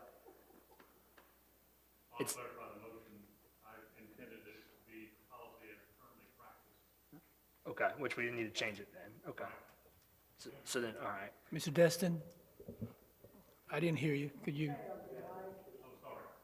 Yeah, I intended the motion be the policy as it is currently practiced, Should be level 1. which would include the seniors at the Buck Park, be 100% subsidized, I believe is what we're doing, right? that is Yeah, correct. we have policies as written and policies as practiced. Okay, just a couple questions before I add to that maybe. On level 1, it talks about non-supervised, non-organized personal use of the park during normal hours for recreational purposes such as picnicking, jogging, walking tracks, family gatherings of less than 20 / non-commercial beach use would be level 1. That conflicts with what we then charge a family of less than 20 people, right? So Well- do we need to update that?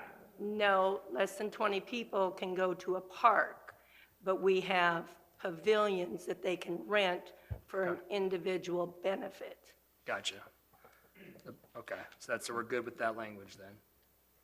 And then, I'm not sure, I don't like on level 3 to double the non-resident fee. I mean, double the city's fee is a little extreme. We should triple it, you're right. So, I guess for this policy, I would make the substitute motion to put it into practice, which would be Destin Seniors Level 1. Now, I'd also like for Level 3 to be, will be 50% higher than the resident fees. The non-resident will be 50%. Right, I have a substitute motion. Second. Motion and a second. Yep. Then, Look, let me clarify. My motion did not intend to double or increase fees on anybody. Right, it's already double. So the policy says that non-resident fees for level 3 programs will be twice the resident fee. So I'm just trying to make a change on that I don't policy. know. Is that what we're currently doing, Lisa?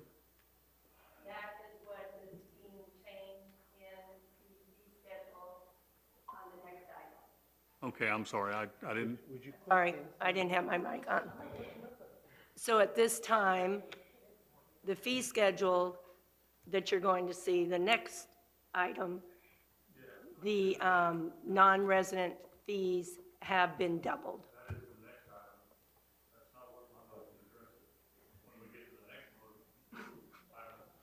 Right. when we get to No, the next, he's that's not what saying my for motion non-resident. addresses. You're My- saying for non-resident rental, is that correct? My motion was to go forward with the cost recovery, but then when we get to the fees, I'm not going to vote to dramatically increase any of those fees, Okay. period. And so I don't see that, this first motion is not addressing the individual fees that will come next. That is correct.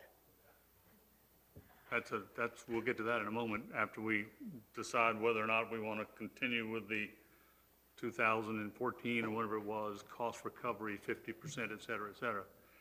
And then we get to these increases in all the fees on the next bullet point, which I would not vote to go forward with. But if we don't change the policy, we're back to square one where we are with the boat rent, with the Joe's Bayou. Policy right now, she wants to update as well to remove that language because the fee schedule says something different. So Well, we need to bring the policy in To line what? with the fees. The policy that is written is not the policy we've been doing. Are we Right. charging which is why I'm residents trying to to remove launch that boats? twice thing. So, yes, what you're saying, Mr. Destin, is the policy needs to be changed at this time for the residents to have 0 fee for the boat ramp, because that's what we're doing at this time. And won't we do that in the next section? Or is that Go going to for be it done, once. is that going to be done by addressing the, That's going to have to be Cost done recovery. No, that's going to be addressed on the fee schedule where which comes next, right? right. Okay, So it's kind of, Councilman Bagby. The current policy right now, as far as the boat ramp is concerned, is that we're We're supposed gonna to be here charge. for a while, because I need y'all to tighten these up next time we do something like this, because this ought to be one conversation and one agenda item, and we just list the 10 things that you want us to do. So here's my question. First question. You want us to include real costs as opposed to direct costs? You want us to include indirect costs? Is that what you're telling us in this agenda item? What she intended to say was that she would like to include allocable costs, for example, utilities. We Yep. know how much per square foot or per hour. And let's see, it was property insurance and utilities into the cost of the fees. Right. That was one of the requests on the So agenda item. the actual cost, you want us to include that as opposed to the direct cost, which is the staff salary and the cost of their time, their benefits, and you want it all included, and then for us to calculate whatever percentage off of that. Correct. Correct, that's one of the That requests. would be a dramatic increase in fees. Right, I understand that. So do we know what those costs are for each of our facilities? We have just recently gathered all of the costs by program, by number of hours per facility. So we're in the process of calculating the average utility bill, for example, to rent a Morgan's Field, or the average utility to do a basketball camp in the gym. We just received the data, and we haven't gone through calculating for all of the major programs yet. So the answer to my question is no. no. Thank you. Okay, so I'm not sure this is ripe, to be honest with you, because we can sit up here and go back and forth all night, but you want us to increase the cost to X, but you are not able tonight to tell us what X is. You will be able at some point in the future to tell us what X is. And what I'm not comfortable doing is saying, okay, this is going to be our policy. We've got the cart before the horse here. You know, approve the policy, and we're going to do, you know, what our incalculable costs are, and that'll be our policy, but we don't know what those costs are. And I can't support any of these changes until I actually know what you're asking us to charge the residents or the non-residents or the children or the, you know, and just as an aside, I'm probably closer to the 200% than I am to the 50% for the non-residents, because I'm trying to help the mayor convince these people it would be in their best interest, and what they would pay in property taxes would be less than what they would pay for their kids to be a part in our sports programs. But I'm just going to ask, I'm just going to ask that we table this until you can come back and tell us what your proposed charges are, because I don't want to change the policy from what's being practiced right now until I know where you're proposing it to go. Because I agree with Mr. Destin, some of these costs may triple when we start putting in, and one of the few things that we do for our citizens is provide these parks and recs, and we should subsidize them to some level, but not other than our little senior program at Buck Destin, not to 100% level. So I'm just trying, I need better data. I can't support any of the changes, particularly the policy changes, because if you lock us in on the policy changes and then you come back and say, well, the cost is $500 per pavilion. Whoa, I didn't vote for that. Yes, you did. You voted for the policy. I'm not voting for any of these changes. I'm just going to ask that you bring it back.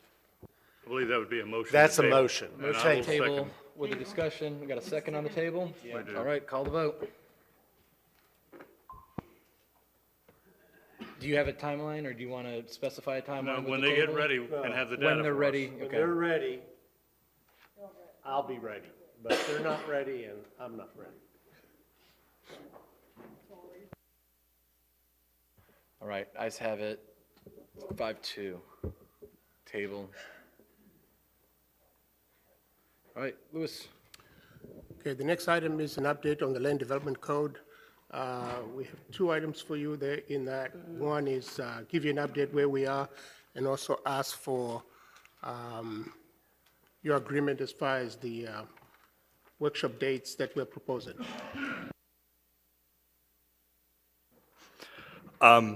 Good evening, Council, Mayor.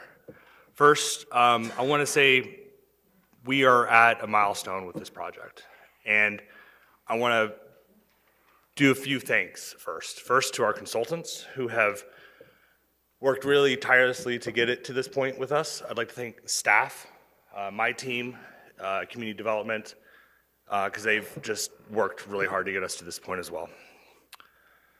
Those in the public who have taken time to comment, read, and provide feedback on the articles that are currently available. To Louis for his unwavering support and leadership through this whole process. To the boards and committees that have reviewed many of these articles, and not yet through all of them, but will provide that feedback that has just proven so valuable.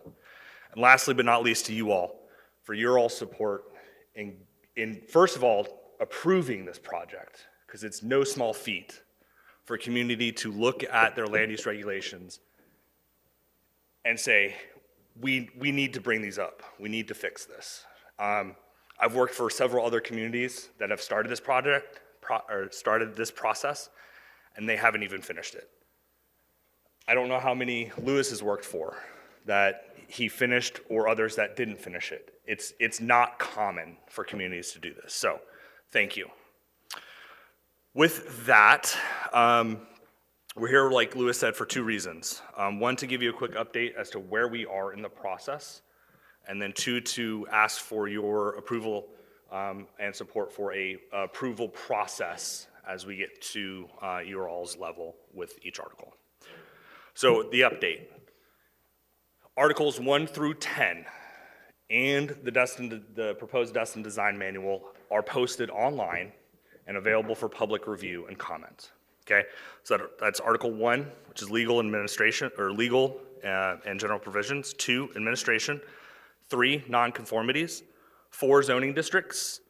5, subdivision regulations. 6, general development standards. 7, environmental protection. 8, signs. 9, transportation corridor management. 10, impact fees, and then the Destin Design Manual. The only missing article at this point is Article 11, and that's the glossary, and that is coming to the finish line at the staff level, and will be passed along to Lewis and Kim for their review for the sign-off to get posted online. And so that will make its way through the boards and committees as well. So that's where we are.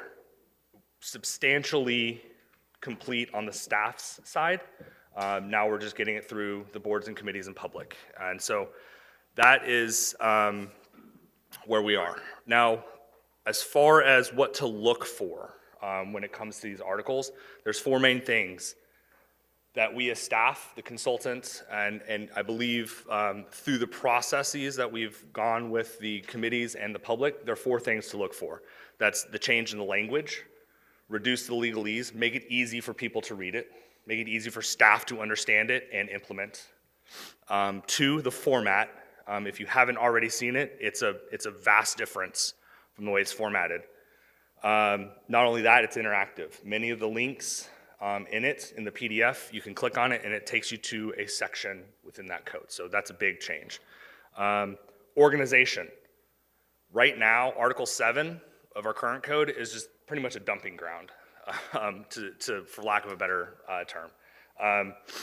It's got a lot of stuff in it, and it's a very difficult article for staff to review and implement and get through everything.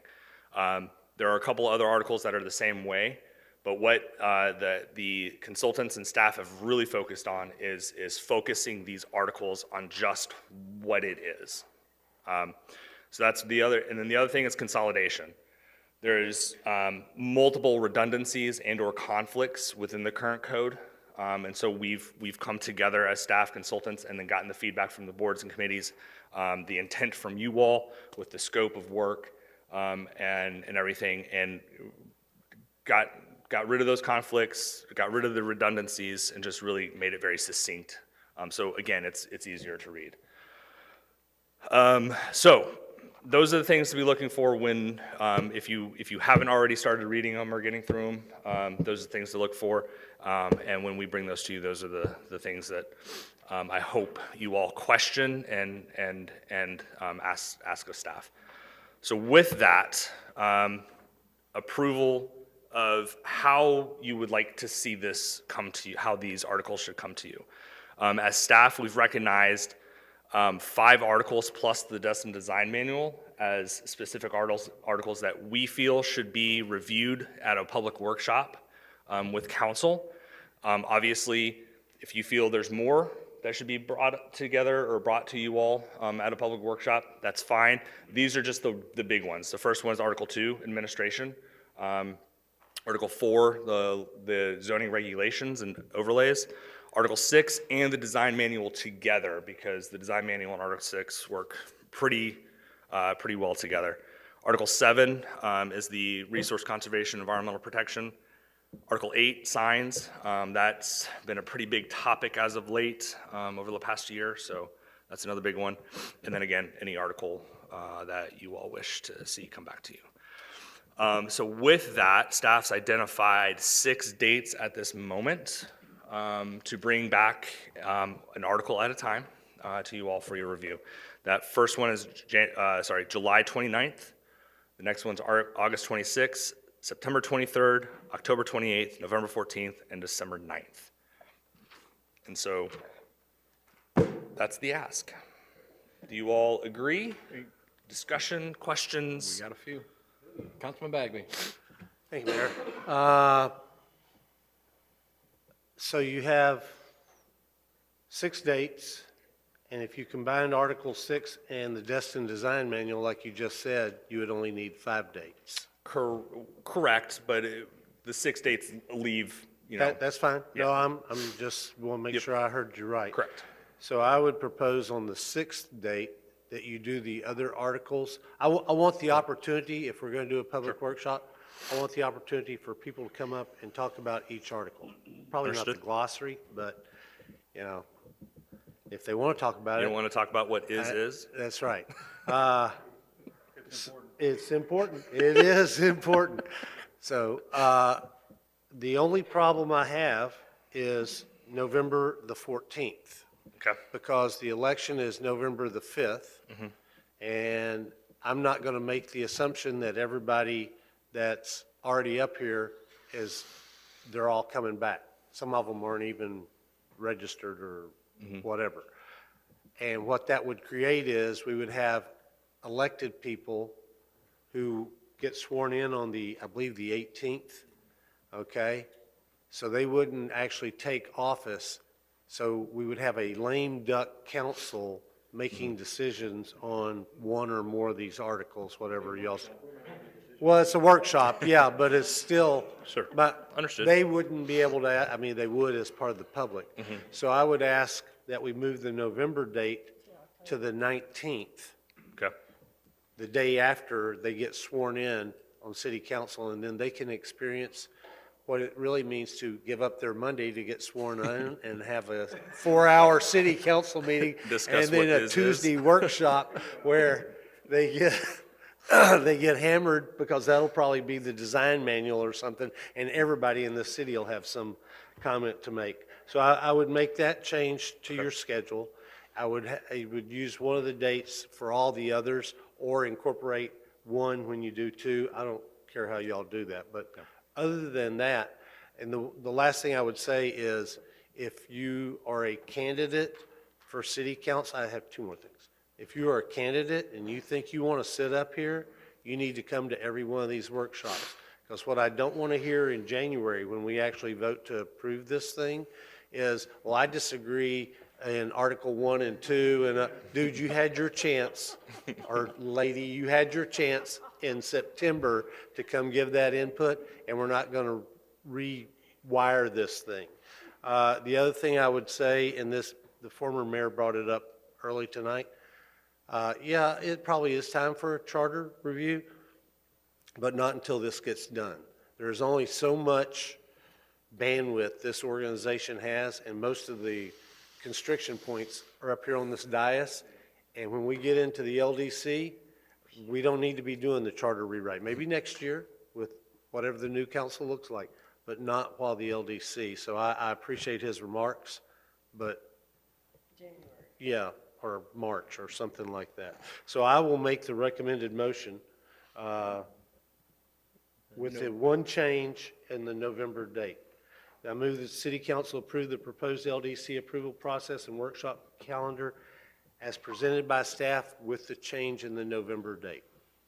All right. I have a motion and a second. Continuing on, Councilman Destin. Yeah, and I agree with the motion. My only question was, our review process is going to allow us to have old code, new code, right? So it's difficult to do that with the substantial change that we have done.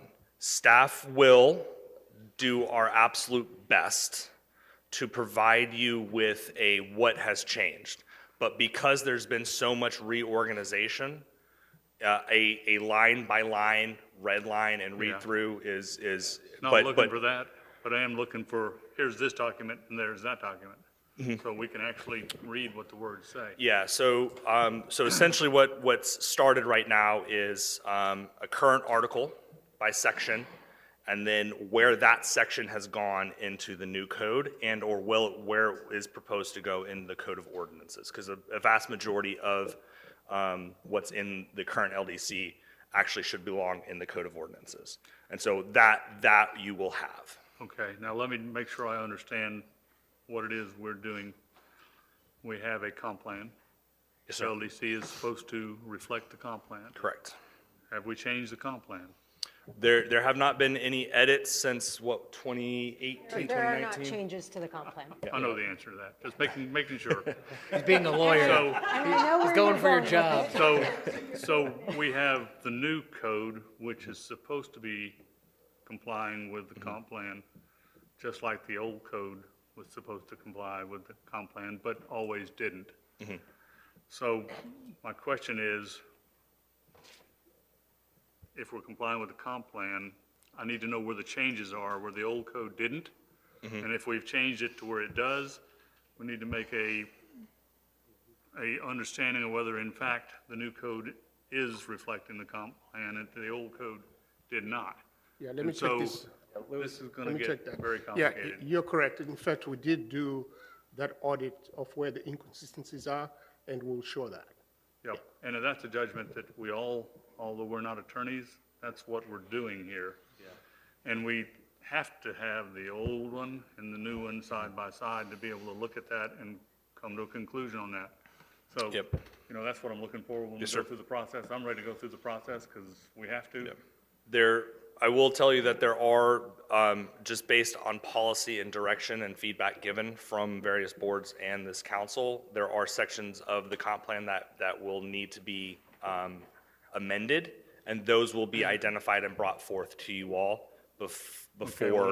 now, my understanding of how the process works is you do the comp plan first. Yep. Otherwise, the codes can't reflect it. Correct. That's So if correct. you check the code. Yes. If you change the code and say, we need to change the comp plan, that's once Yep. again putting the cart before the horse. You can't do that. Yes, and So they're just looking at the details of the land development regulations, and there's some larger policy questions. It's not things like densities and building heights and big things like that, but there are some things, for example, maybe MMTD type changes. There are some changes that if you want to go down that path, a comp plan amendment would be required. So it's not that the code will be amended first, it's that we're going to get council's input and decide if we want to go down that path. If we do, then there will be comp plan amendments and then code. Okay, I'm just wanting to make sure we don't do code amendments based on what might be a change in the comp plan No. at a later date. We're not We would supposed not to do legally that. be able to do that. You're That's correct. my And understanding. the other part of it is the code is so changed, even in the organization of it, that a red line from where it was to what it is now would not be helpful to you at all. And I So understand we're that. going to have to give you the old code sections and the new proposed, so you can see them side by side. But I just want to set the expectation that if you had a red line, it wouldn't even make sense because things are so far apart. Yeah. I'm not looking for a precise red line. I am looking for the ability to compare the two and see if they say completely different things. Of course. Thanks. All right, Councilman Schmidt?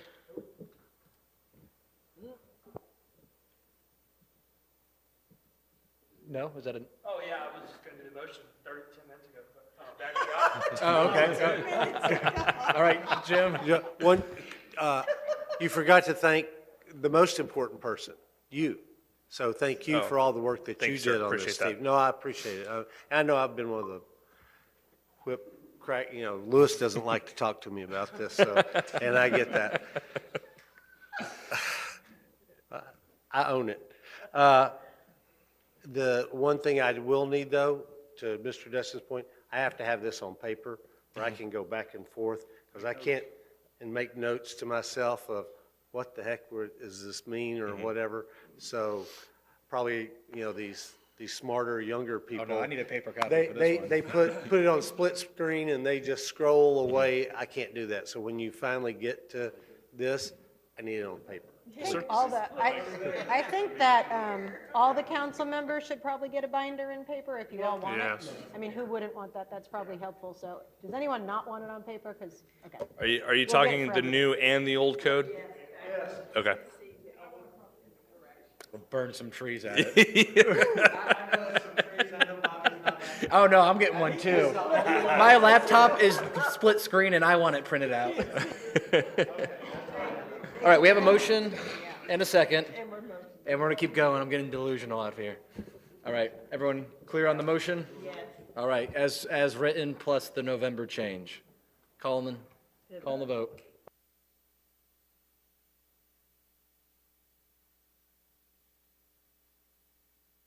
He's got a full-time job now.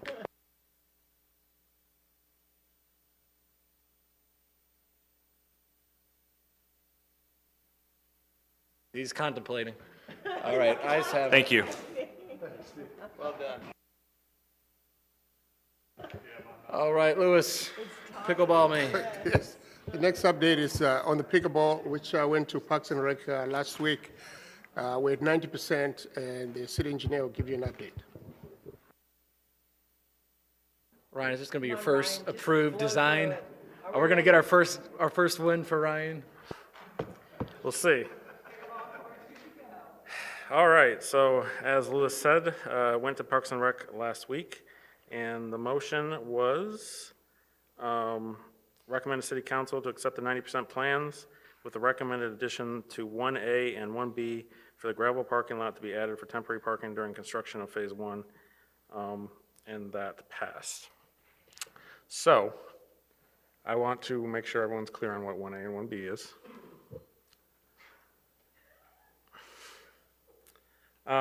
Can you flip to like the site plan?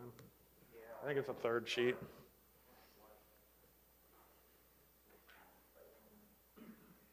One more? There. All right, so on the, this is the final build out. Can you flip up or down?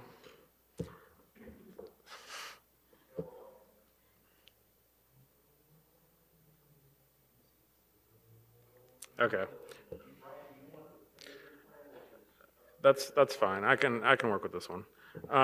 So we're proposing before the complete build out to have a temporary gravel parking lot put between the annex building parking lot and the public works building parking lot. So that's phase 1A, I believe. And then phase 1B is adding 2 more shade structures, because right now in phase 1 with the 4 courts, right now we're showing 2 shade structures on both sides of each of the courts. So that's what they're recommending.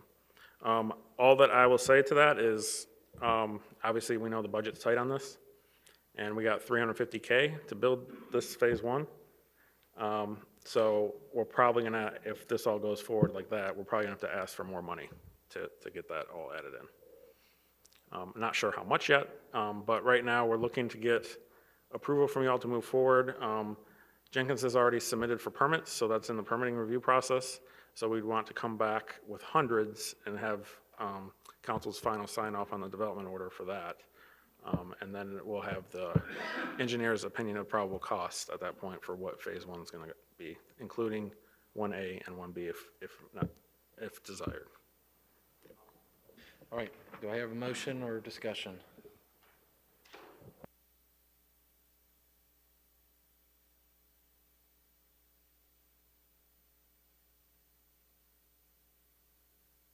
I guess I'll make the motion yeah, for Councilman discussion. Bagby. I move to direct the city manager to work with staff and Jenkins Engineering to move forward to 100% construction documents, obtain the necessary permits, and bring back a draft RFP to the city council at a future meeting. I'll second that. Okay. All right, motion is second. Do you have anything? Do you Yeah, want Yep, jump in. to include Well, the motion? I want my question answered first. What does, because all I can see is, it makes it easy for, y'all to get back and forth between the city annex, but what does the gravel parking lot, only so many people can play on those pickleball courts at one time, and all I see is to spend a lot of money to put down gravel, and then a lot of money to pick up the gravel when we actually make that a paved parking in phase 2 or 3 or 4 or wherever the heck it is. So and we have in the in the current plan, 4 shade areas, 1 per court. So the next players up are sitting in the shade area or whatever. What does 2 additional shade areas get us? So we intentionally phased this like almost piece by piece because of money and funding. Right. So it'll be easier to pull in, hey, we got a donor, we can build now phase 2. Right. So on and so forth. So because we're at the $350,000 budget, I don't think we can get all 4 shade structures as shown. That's why it was separately phased out as a 1A and a 1B for that kind of stuff. Like, we'd like it in phase 1, but we don't have enough money for phase 1, so they could be added in if money's found once the permit's issued. So to me, all the different phases that we did just gives us a little more flexibility to pull things in or take things out as funding comes available. Okay, well, when you bring back 100% construction documents, because I know this is going to cost, I want to know the cost, because you'll have to engineer and design the gravel parking lot and all that. I want to know I want them to come back as 1A and 1B with the additional cost, but I'm not willing to approve that tonight. We're spending $400,000. I know you say $350 because we've already spent $50,000. We're spending actually a little more than $400,000. So before we keep this incremental, it keeps growing, I want to know how much that's going to cost, because I don't think the gravel parking lot in particular gets us a lot other than, some people don't have to walk through the sand to get to the city annex. Yeah, and bringing back the hundreds, we would bring back the engineer's opinion and probable cost to construct all this. All right, Councilman Schmidt. No, I'm good with Mr. Bagby. All right, seeing no further discussions, Ray, call the vote.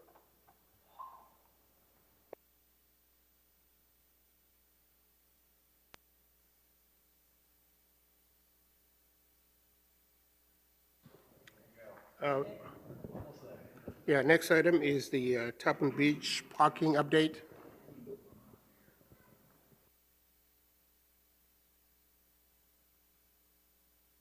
All right, Lewis, take it away. Good evening, council.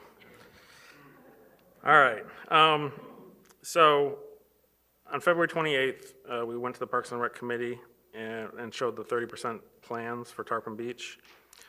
I know Councilman Schmidt had a lot of questions about how we got from beginning to now we're saying hundreds. And to me, we're at 90s because we still don't have permits issued and they're working on revising the plans per our comments. But I threw in the background of the agenda item, like exactly how we got from start to here, just to give the whole history of what happened.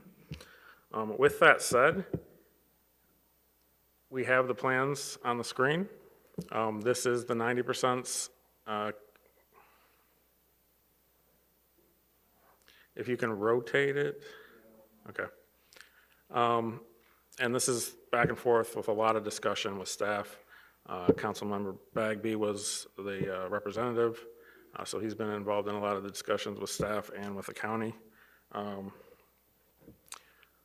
So, I mean, the set of plans are there for you to see. I don't know if you've got any questions. I can do my best to answer them. Yep, I got one up here. Councilman Guile. My question's not for you, Ryan. It's for Teresa, the TDC rep. Since some of this funding's coming TDC, can you ask them if we could make that paid parking for Florida Tag? That way we can accrue some revenue from it. So as long as you have a Florida Tag, that way Okaloosa County's included as well, and they can have the free parking, but the tourists have to pay. I think that would be something that would definitely be easy to sell, especially since Okaloosa's going to make, a profit off of it. Thank you. Councilman Schmidt. Thanks. Thank you, Ryan, for bringing these up here tonight. Are you happy with where we finally landed with all of the changes with engineering and drawings and parking and? It was a grind, but I think we got to a good spot. And then there's a little square. Can't find it right now. But bottom right maybe. I think it's a building, shed. Yeah, that's a Store or something? little adventure outpost. Outpost. Yeah, So that's the one that's currently on the beach. I at believe Crystal so. Beach? Yes. Yes. And then is that going to be like a permanent structure, or is it just going to sit temporarily on a pad or something? It won't be there permanently. I can answer that just to help you. Those are only put out during the season. It's not a year-round thing. Little Adventures is strictly for the height of the year. Sometimes it's like even the beginning of June versus Memorial Day weekend or the middle of May. And sometimes it ends up at like the first weekend in August. It doesn't even go all the way to October. So that's definitely a very, it's a very quickly movable structure. It's very sound, but it's movable, especially for storms and all that. So does it move from the beach right now, or does it stay on the beach? Like the one that's in the beach, or maybe Lisa would know. Do you know, does it stay on the beach? I can answer that. One on the beach. Yes. Right now. Say that again? It does, it's put out there before the season and is taken off. I got you. Yes. Okay, cool. And are they allowed to do that based on our interlocal agreement to have that out there? Was that specifically stated or something? Cool. Does the city have any like kind of cool things out there on our park for the city? Is there any? I guess you could say we're gonna have a really cool bathroom. And then there's no commercial activity per the interlocal, I believe, right? Like, that's why we don't do parking, because it was not allowed. We're not allowed to have food trucks and anything like that, okay? And how many LSV parking spots are there? Looks like 14 and 15, so what, 29? Jim, is that a good enough number? You like that? They're going to fill whatever we put out there. You could make it all LSVs and they would fill that. So, you know, we tried to get a mix and to incorporate it in the design because we went through where we had full parking in the middle, then we didn't have full parking in the middle, and then, you know, so I'm with Ryan. I think, you know, my thing with Little Adventures was I didn't want it blocking the terminal vista when you're coming down the road there. That's architectural term. Y'all understand that. The terminating vista, when you're at that intersection and you're looking down, I wanted you to be able to see the Gulf from as you're driving down that road there. Are there any spots available for, like, we've talked about in the past, donation boxes for beach supplies and things like that? Are there areas on here that would fit something like that? I'm sure that's kind of like Boardwalk? site furnishings that can be put in after the fact. Okay. All right, I appreciate it. Councilman Stevens. I guess it's for Teresa also with the TDC, with the Checklist. LSVs. Most of those are probably going to be short-term rentals, so do we want to charge for those if we could? My proposal back to the TDC will be if it's an LSV, it's most likely going to have a Florida tag, so we won't be able to separate it from that. But in most of those cases, they've also got a tag that says that they're located at this residence, and they'll be charged. Okay. All right. The only thing I kind of have, and I'll bring it up under my name later, is the mobility on demand that the EC Rider, our transit system, is working on. We did a year study, and there's kind of citing Crystal Beach as a area to do something that has been going on in many other southern Florida states, coastal cities for a while, and that's kind of the golf cart transit, if you will, of call them like a golf cart taxi, where it'd be free rides back and forth. And so I'll talk to that later, but I think between Crab Trap, Tarpon, and Shores, they're all going to be pretty suitable for that idea. So just throwing up something that I'll come back to later on the beach topic. And I'll point out too, so this is informational, we don't really need a motion tonight, but the goal is get the permit, and as part of getting the development order approved, it obviously comes back to you all for final stamp of approval, so that's the next step in this. Awesome. In the approval, in this design, is there a drop-off zone? Is that what the cross lines are? Is there a? Yeah, there's a little unloading zone. Okay. All right. All right. Thank you so much, Ryan. Seeing none. Thank you. Lewis. The last item we have for you this evening is about the immediate maintenance bid. Michael? All right, and we have saved the best for last. No, good evening, Mayor and Council. At the May 20th meeting, Councilor Bagby asked that this item be brought back with some teeth in it concerning non-compliance or non-conformance or non-performance. And you'll note in Exhibit A, a new section, Roman numeral 11, called Quality Control, Penalties for Non-Compliance and Non-Performance has been added. What it'll do is it'll provide some quality assurance from the city's end and compare it to gathering field observations and comparing it to the contractor's weekly report. There's provisions in there for inconsistencies, corrective actions, the requirement for a revised or corrected report, and then ultimately a penalty for noncompliance within a given time period. And I'm here to answer any questions you may have. All right. Seeing nothing on the board, given the visual. All right. Councilman Mr. Mayor, I move that the city manager be authorized to advertise the attached RFB miscellaneous media and maintenance services, and once a vendor is selected by the bid committee, to bring back the recommended vendor for approval. Second. All right, got a motion and a second. Seeing no further, calling the vote. Ray's calling the vote. Lost a roll. All right, ayes have it unanimously, so moved. All right, thank you, Michael. Thanks, Michael. All right, Lewis, any announcements? No announcements, Mayor. All right, thank you so much. All right, flipping the page. All right, no public hearing tonight. Move to the next meeting in June. Comments, Councilman Stevens, down the line. I have nothing. Councilman Guile. Update. No.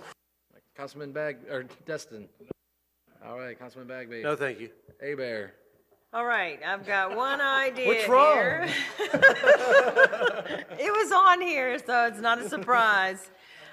We've been talking about the amount of rental properties in the downtown Destin, Old Destin proper, in most of the areas that have been consistent code violations. And I would like to alleviate the extra work that we have put on code, because these are some of the same residents being called over and over and over for things that if they weren't a rental, it was an owner, they would be more caring. Whereas if we took away the registration opportunity for an owner to rent their property because their rentals are not following proper guidelines, we'd have that kind of teeth. So I'd like to get the buy-in off of council and look at revocation of rental registration for continued and non-compliant residents. And I just for second that motion. clarification, is that for both short-term and long-term? So That's any for rentals, any correct? rental property in any area of Destin, revoke it. And you said you'd second that? I second that. Oh, he's going to third it too, if we could allow him. Thank you. Let's have a vote, please. All right, any, Councilman Destin? Yep. Right now, we can fine them $250 a day, whatever, right? Correct. If we go through the magistrate process, it would be, Right. actually, for a repeat violation, it could be $500 a day. It could be, but we can fine them so much a day, and revoking their rental privilege, I guess, is what we're talking about. What do we? Does that mean that we're going to be able to stop them from renting their property? Well, arguably, if you revoke the registration for rental, and I think the goal would be after repeated attempts to get them in compliance, but if they still didn't comply and we revoked the registration, then if they rented again, each of those would be at another violation. Okay, but it would be the same 500, it wouldn't be 1,000. In other words, we can only fine them so much a day, correct? Per Regardless- violation, no, not correct. It could be $1,000 a day if it was different, if it was a different violation. So if you had a lien on a property for $500 a day for, I'm just gonna make this up, trash everywhere. Whatever you did, yeah. Yeah, and then you did this rental violation later, you could get another lien on your property. Two separate issues. Correct. Okay. Councilman Guile. I thought he was going somewhere else with that, so I'm not gonna dispute it. I'm gonna back out. Councilman Bagby. Yeah, I assume y'all are going to bring back this proposal in writing, and we're going to check the legality and all this, because what y'all just said, there was a little dissonance there, because short-term rentals, okay, and long-term rentals, we have a registration process for short-term For rentals. both. We have Okay. for both.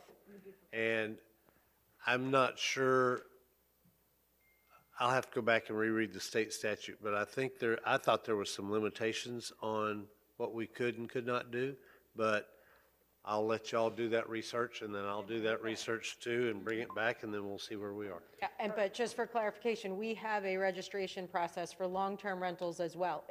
The short-term rental one tends to be a little more infamous because it gets violated more. Most of the long-term rentals that we know of are registered, and if they're not, when we find out, they register right away. So I'll just say this. We wouldn't be discriminating on a short-term rental if it applied to all rentals. Right. Yeah, there's probably a lot of long-term rentals in this city that are not registered. And so well, I'm not sure that we will, but because the conversation that I had with the staff was, we need to incentivize neighbors, and I'm not sure how we can do this, to tell on their neighbors for their short-term rentals. And so they know it, but they don't know that they're not registered. So if they turn them in and we get them, we should give them something, a free. Lower their park fees? Free parking, yeah. Free boat ramp. Let's just get this thing Councilman Guile, started. anything left? I just got one thing to say. So I've done this for a couple residents already that have been afraid to confront it. I've gone online and registered for them. So you have my email. If you have a neighbor that is violating, contact me. I'll go online. I'll fill the form out for you. You don't have to do it. I'll take full responsibility. All right, we got a watchdog. I love it. All right, let's call the vote. I don't see anything else.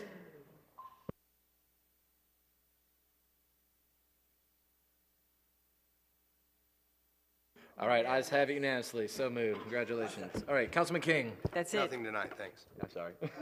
Hey, I only saw the one thing. Councilman Schmidt, the 5K. Thank you for the reminder.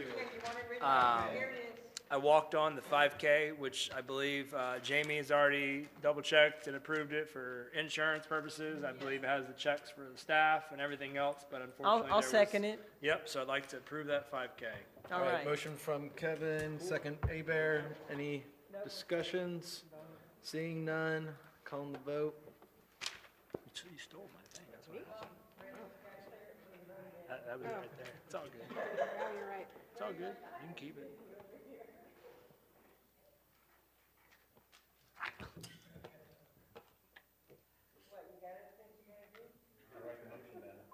The 5K will be June 15th at 8 a.m.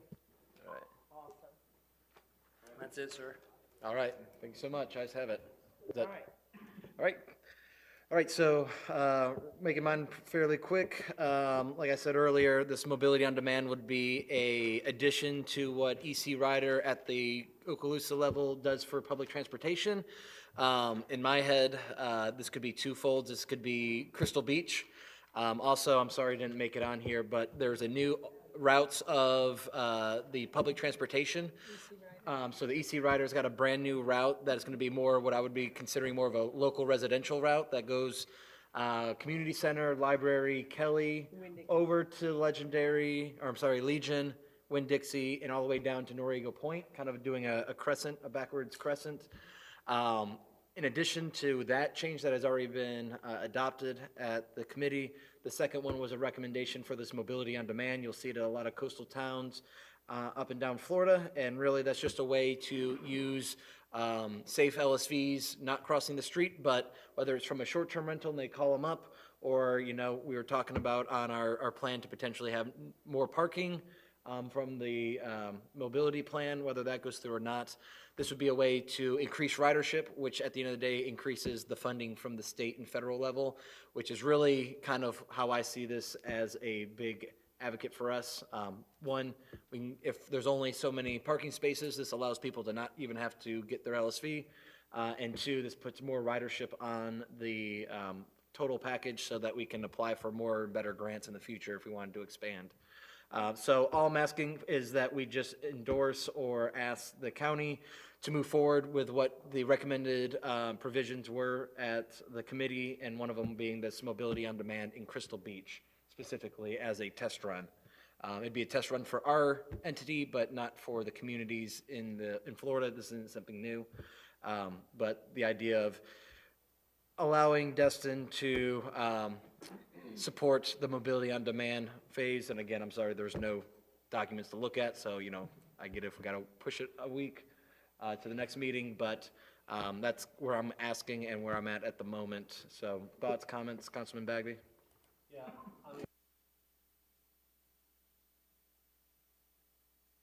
No money, no nothing, no, this is on the strategic plan of we like it, but we have no money for it, so this is my hopes of creating something out of nothing. Yeah.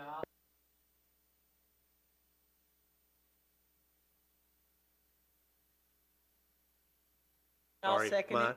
my point is, why would we, with Uber and Lyft, why would we do mobility? Why are we trying to replicate a system that exists already in the private sector? So that's something where when we get the mobility on demand, if we can get the county to go out to an RFP, it would be a private sector. They'd be going out for bid. There's several different options. Some utilize advertisement, some utilizes the fee from the county. But there are some that are subsidized through, I would call them chamber type advertisements. And that way, at that point, they're just cruising around, and they are effectively just working off the monthly ad revenue. So that's kind of where the RFP would go for them, is to see what we could get from the public sector. It's not necessarily a privately ran organization as it is through the EC rider, creating an RFP for a third party to perform that contract, and how they want to make money is up to them in that RFP.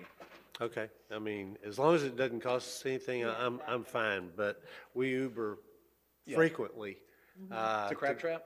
No, to restaurants. Yeah, well, and that's what this mobility on demand is specifically zoned for, an area of mainly the Crystal Beach area, bringing people to the restaurants on the beach and or the beach accesses themselves is kind of the goal of that.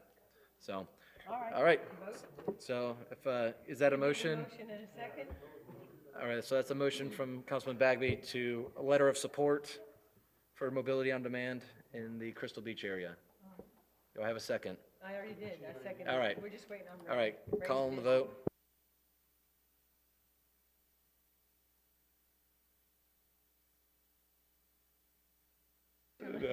All right, thank you, guys. City Attorney. I don't have anything. Thank you, Mayor. All right, public comments. Yes, ma'am. Thank you for waiting.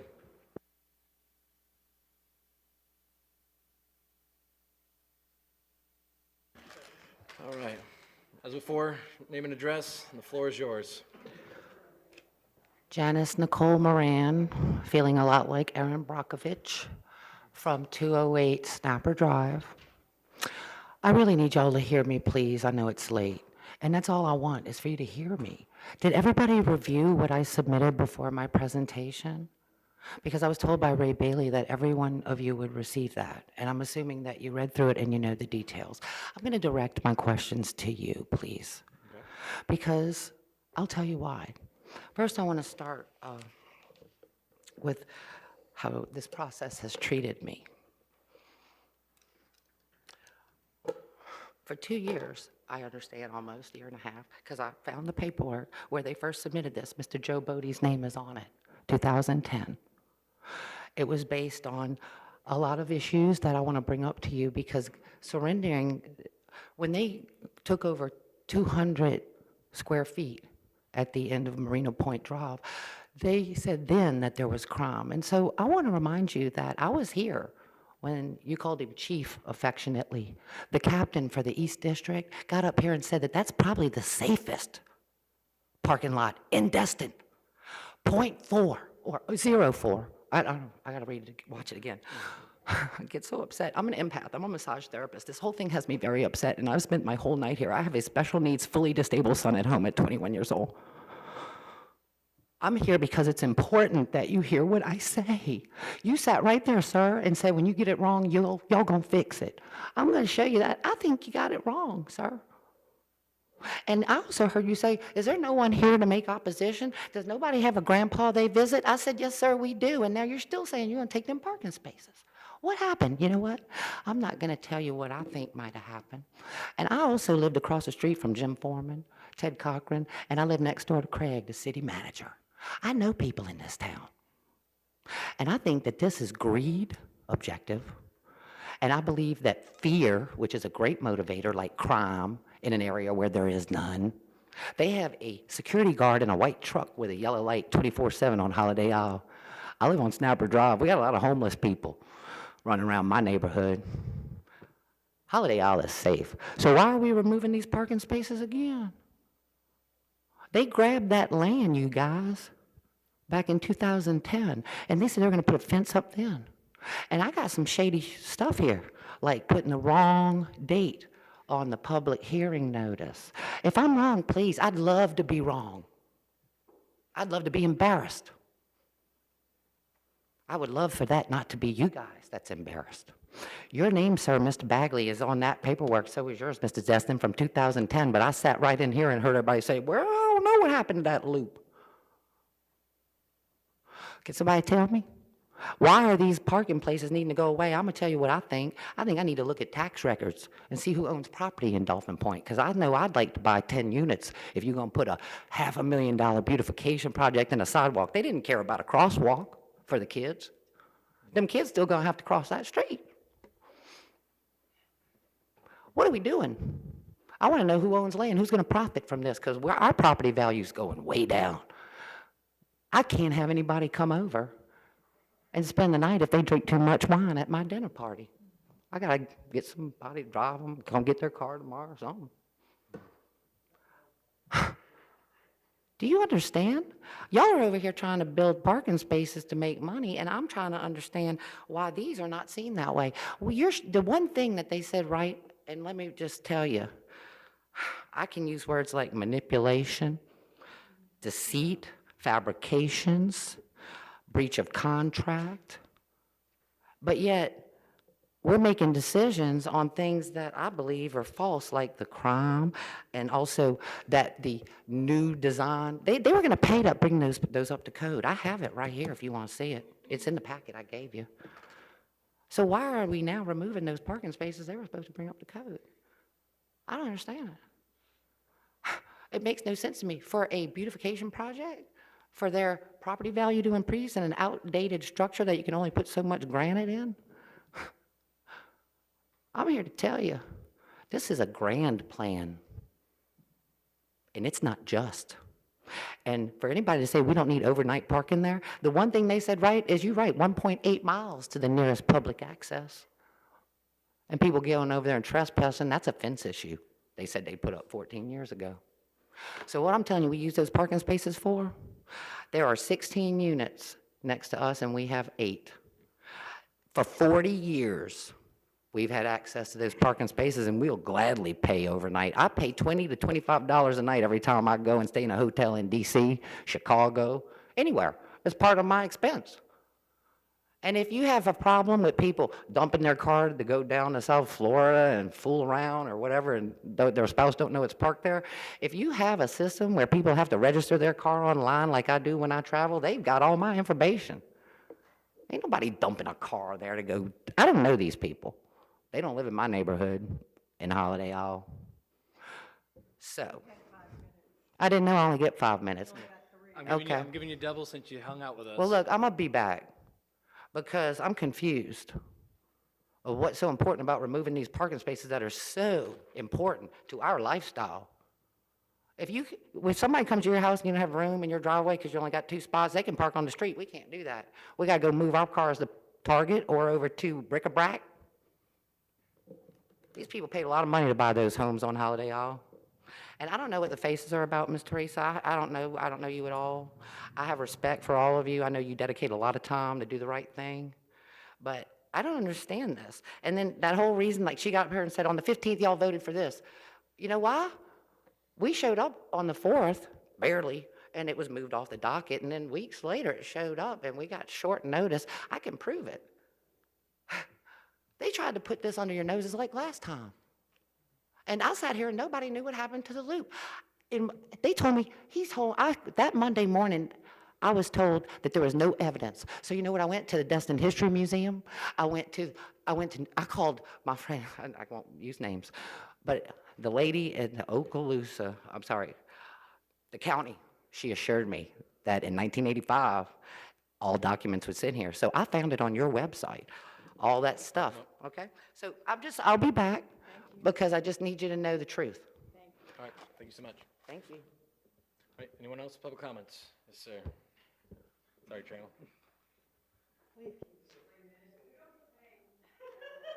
What, do I get 20 minutes? Is that how it works? We're civil servants, Teresa, remember? We talked about that? We're here for volunteer, remember? Name and address, sir. Bill Reddington, 722 Vintage Circle, Destin, Florida, 32541-1647. I just came up to make a comment about the nickel and dime that you're charging to go park somewhere. And I would think a better suggestion to that would be to, since you're approaching the short-term rentals in those neighborhoods anyway, why don't you have them buy a sticker for their car, or if there is golf cart rentals, go to those people and have them buy a sticker for their golf cart rental so that you don't have to hire 8 more people to go check parking, okay? Do all the work ahead of time versus after the fact. That just seems to make much more sense to me than having somebody drive through there 25 times a day to see if they've paid their $3 or $5 or $20 or whatever. So that was just a thought that I wanted to pass along. I don't have as much money as the city does, so I have to be a little bit more careful. So anyway, that's it for now. And please fix that computer system like we talked about. I know that y'all are working on it, but it's a friggin' nightmare still. So like those people that were here earlier, as I mentioned, when I had to go get my license renewed, I had to come here 5 times to pay a $35 fee. You know, makes no sense. But anyway, I'm sure y'all are working on that. Thank you. Have a nice evening. Thank you, sir. All right, Sandy?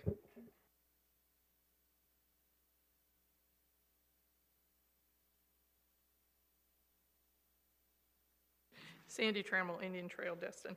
I just wanted to clarify for Mr. Bagby, the pickleball courts, and we talked about the gravel. When you look around right now, I think I counted 30 cars in the parking lot.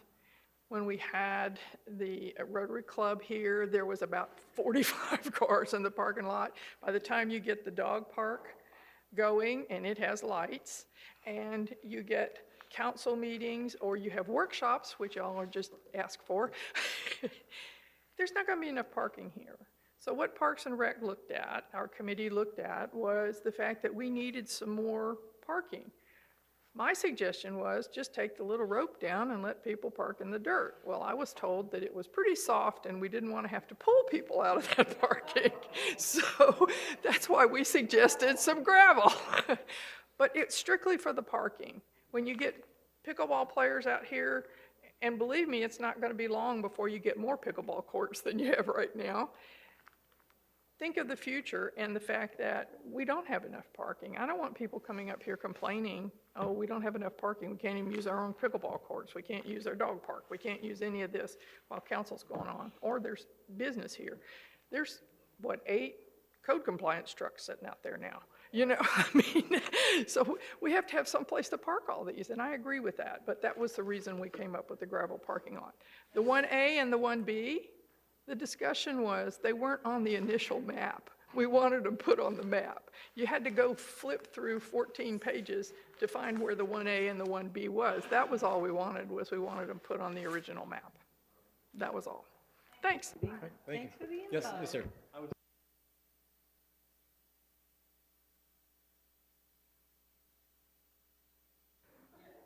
Randall Bracewell, 28 Marina Point, Point South townhouses. I just wanted, for clarification, since you're discussing reconfiguring the parking spaces there. From someone who doesn't know, who's just come to the area really, I hear you're talking about a sticker and stuff like that. Does that apply to residents for the paid parking? How does that work? Is that something that we can So every resident purchase? of Destin gets 2 parking passes per household.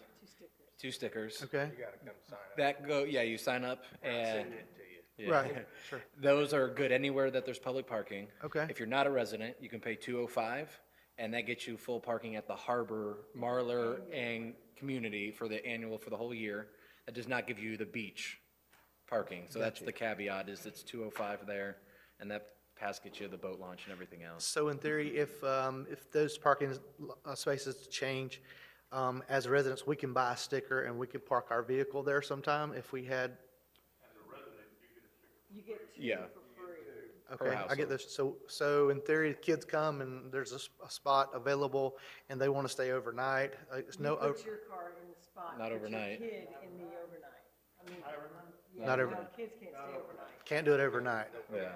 Okay, but I could put my car in the spot for the day and the kids could go there and just, Yeah. in that sense, though, you're avoiding the fee, but I mean, I just wasn't sure what the rule It was. gives you your kids parking for free. Yes, They're at your house and you're in the Yeah. spot. yes. Okay. When it comes to overnight, there's no options for that here in There's the no city. overnight at any parking spot. This has kind of been an anomaly of a space, and so we're getting it up to code with everything else, so we're concurrent. Yeah, okay, all right. Thank you so much. Thank you, sir. All right, seeing no further thing, Michael's going to be the first up. Call the meeting adjourned.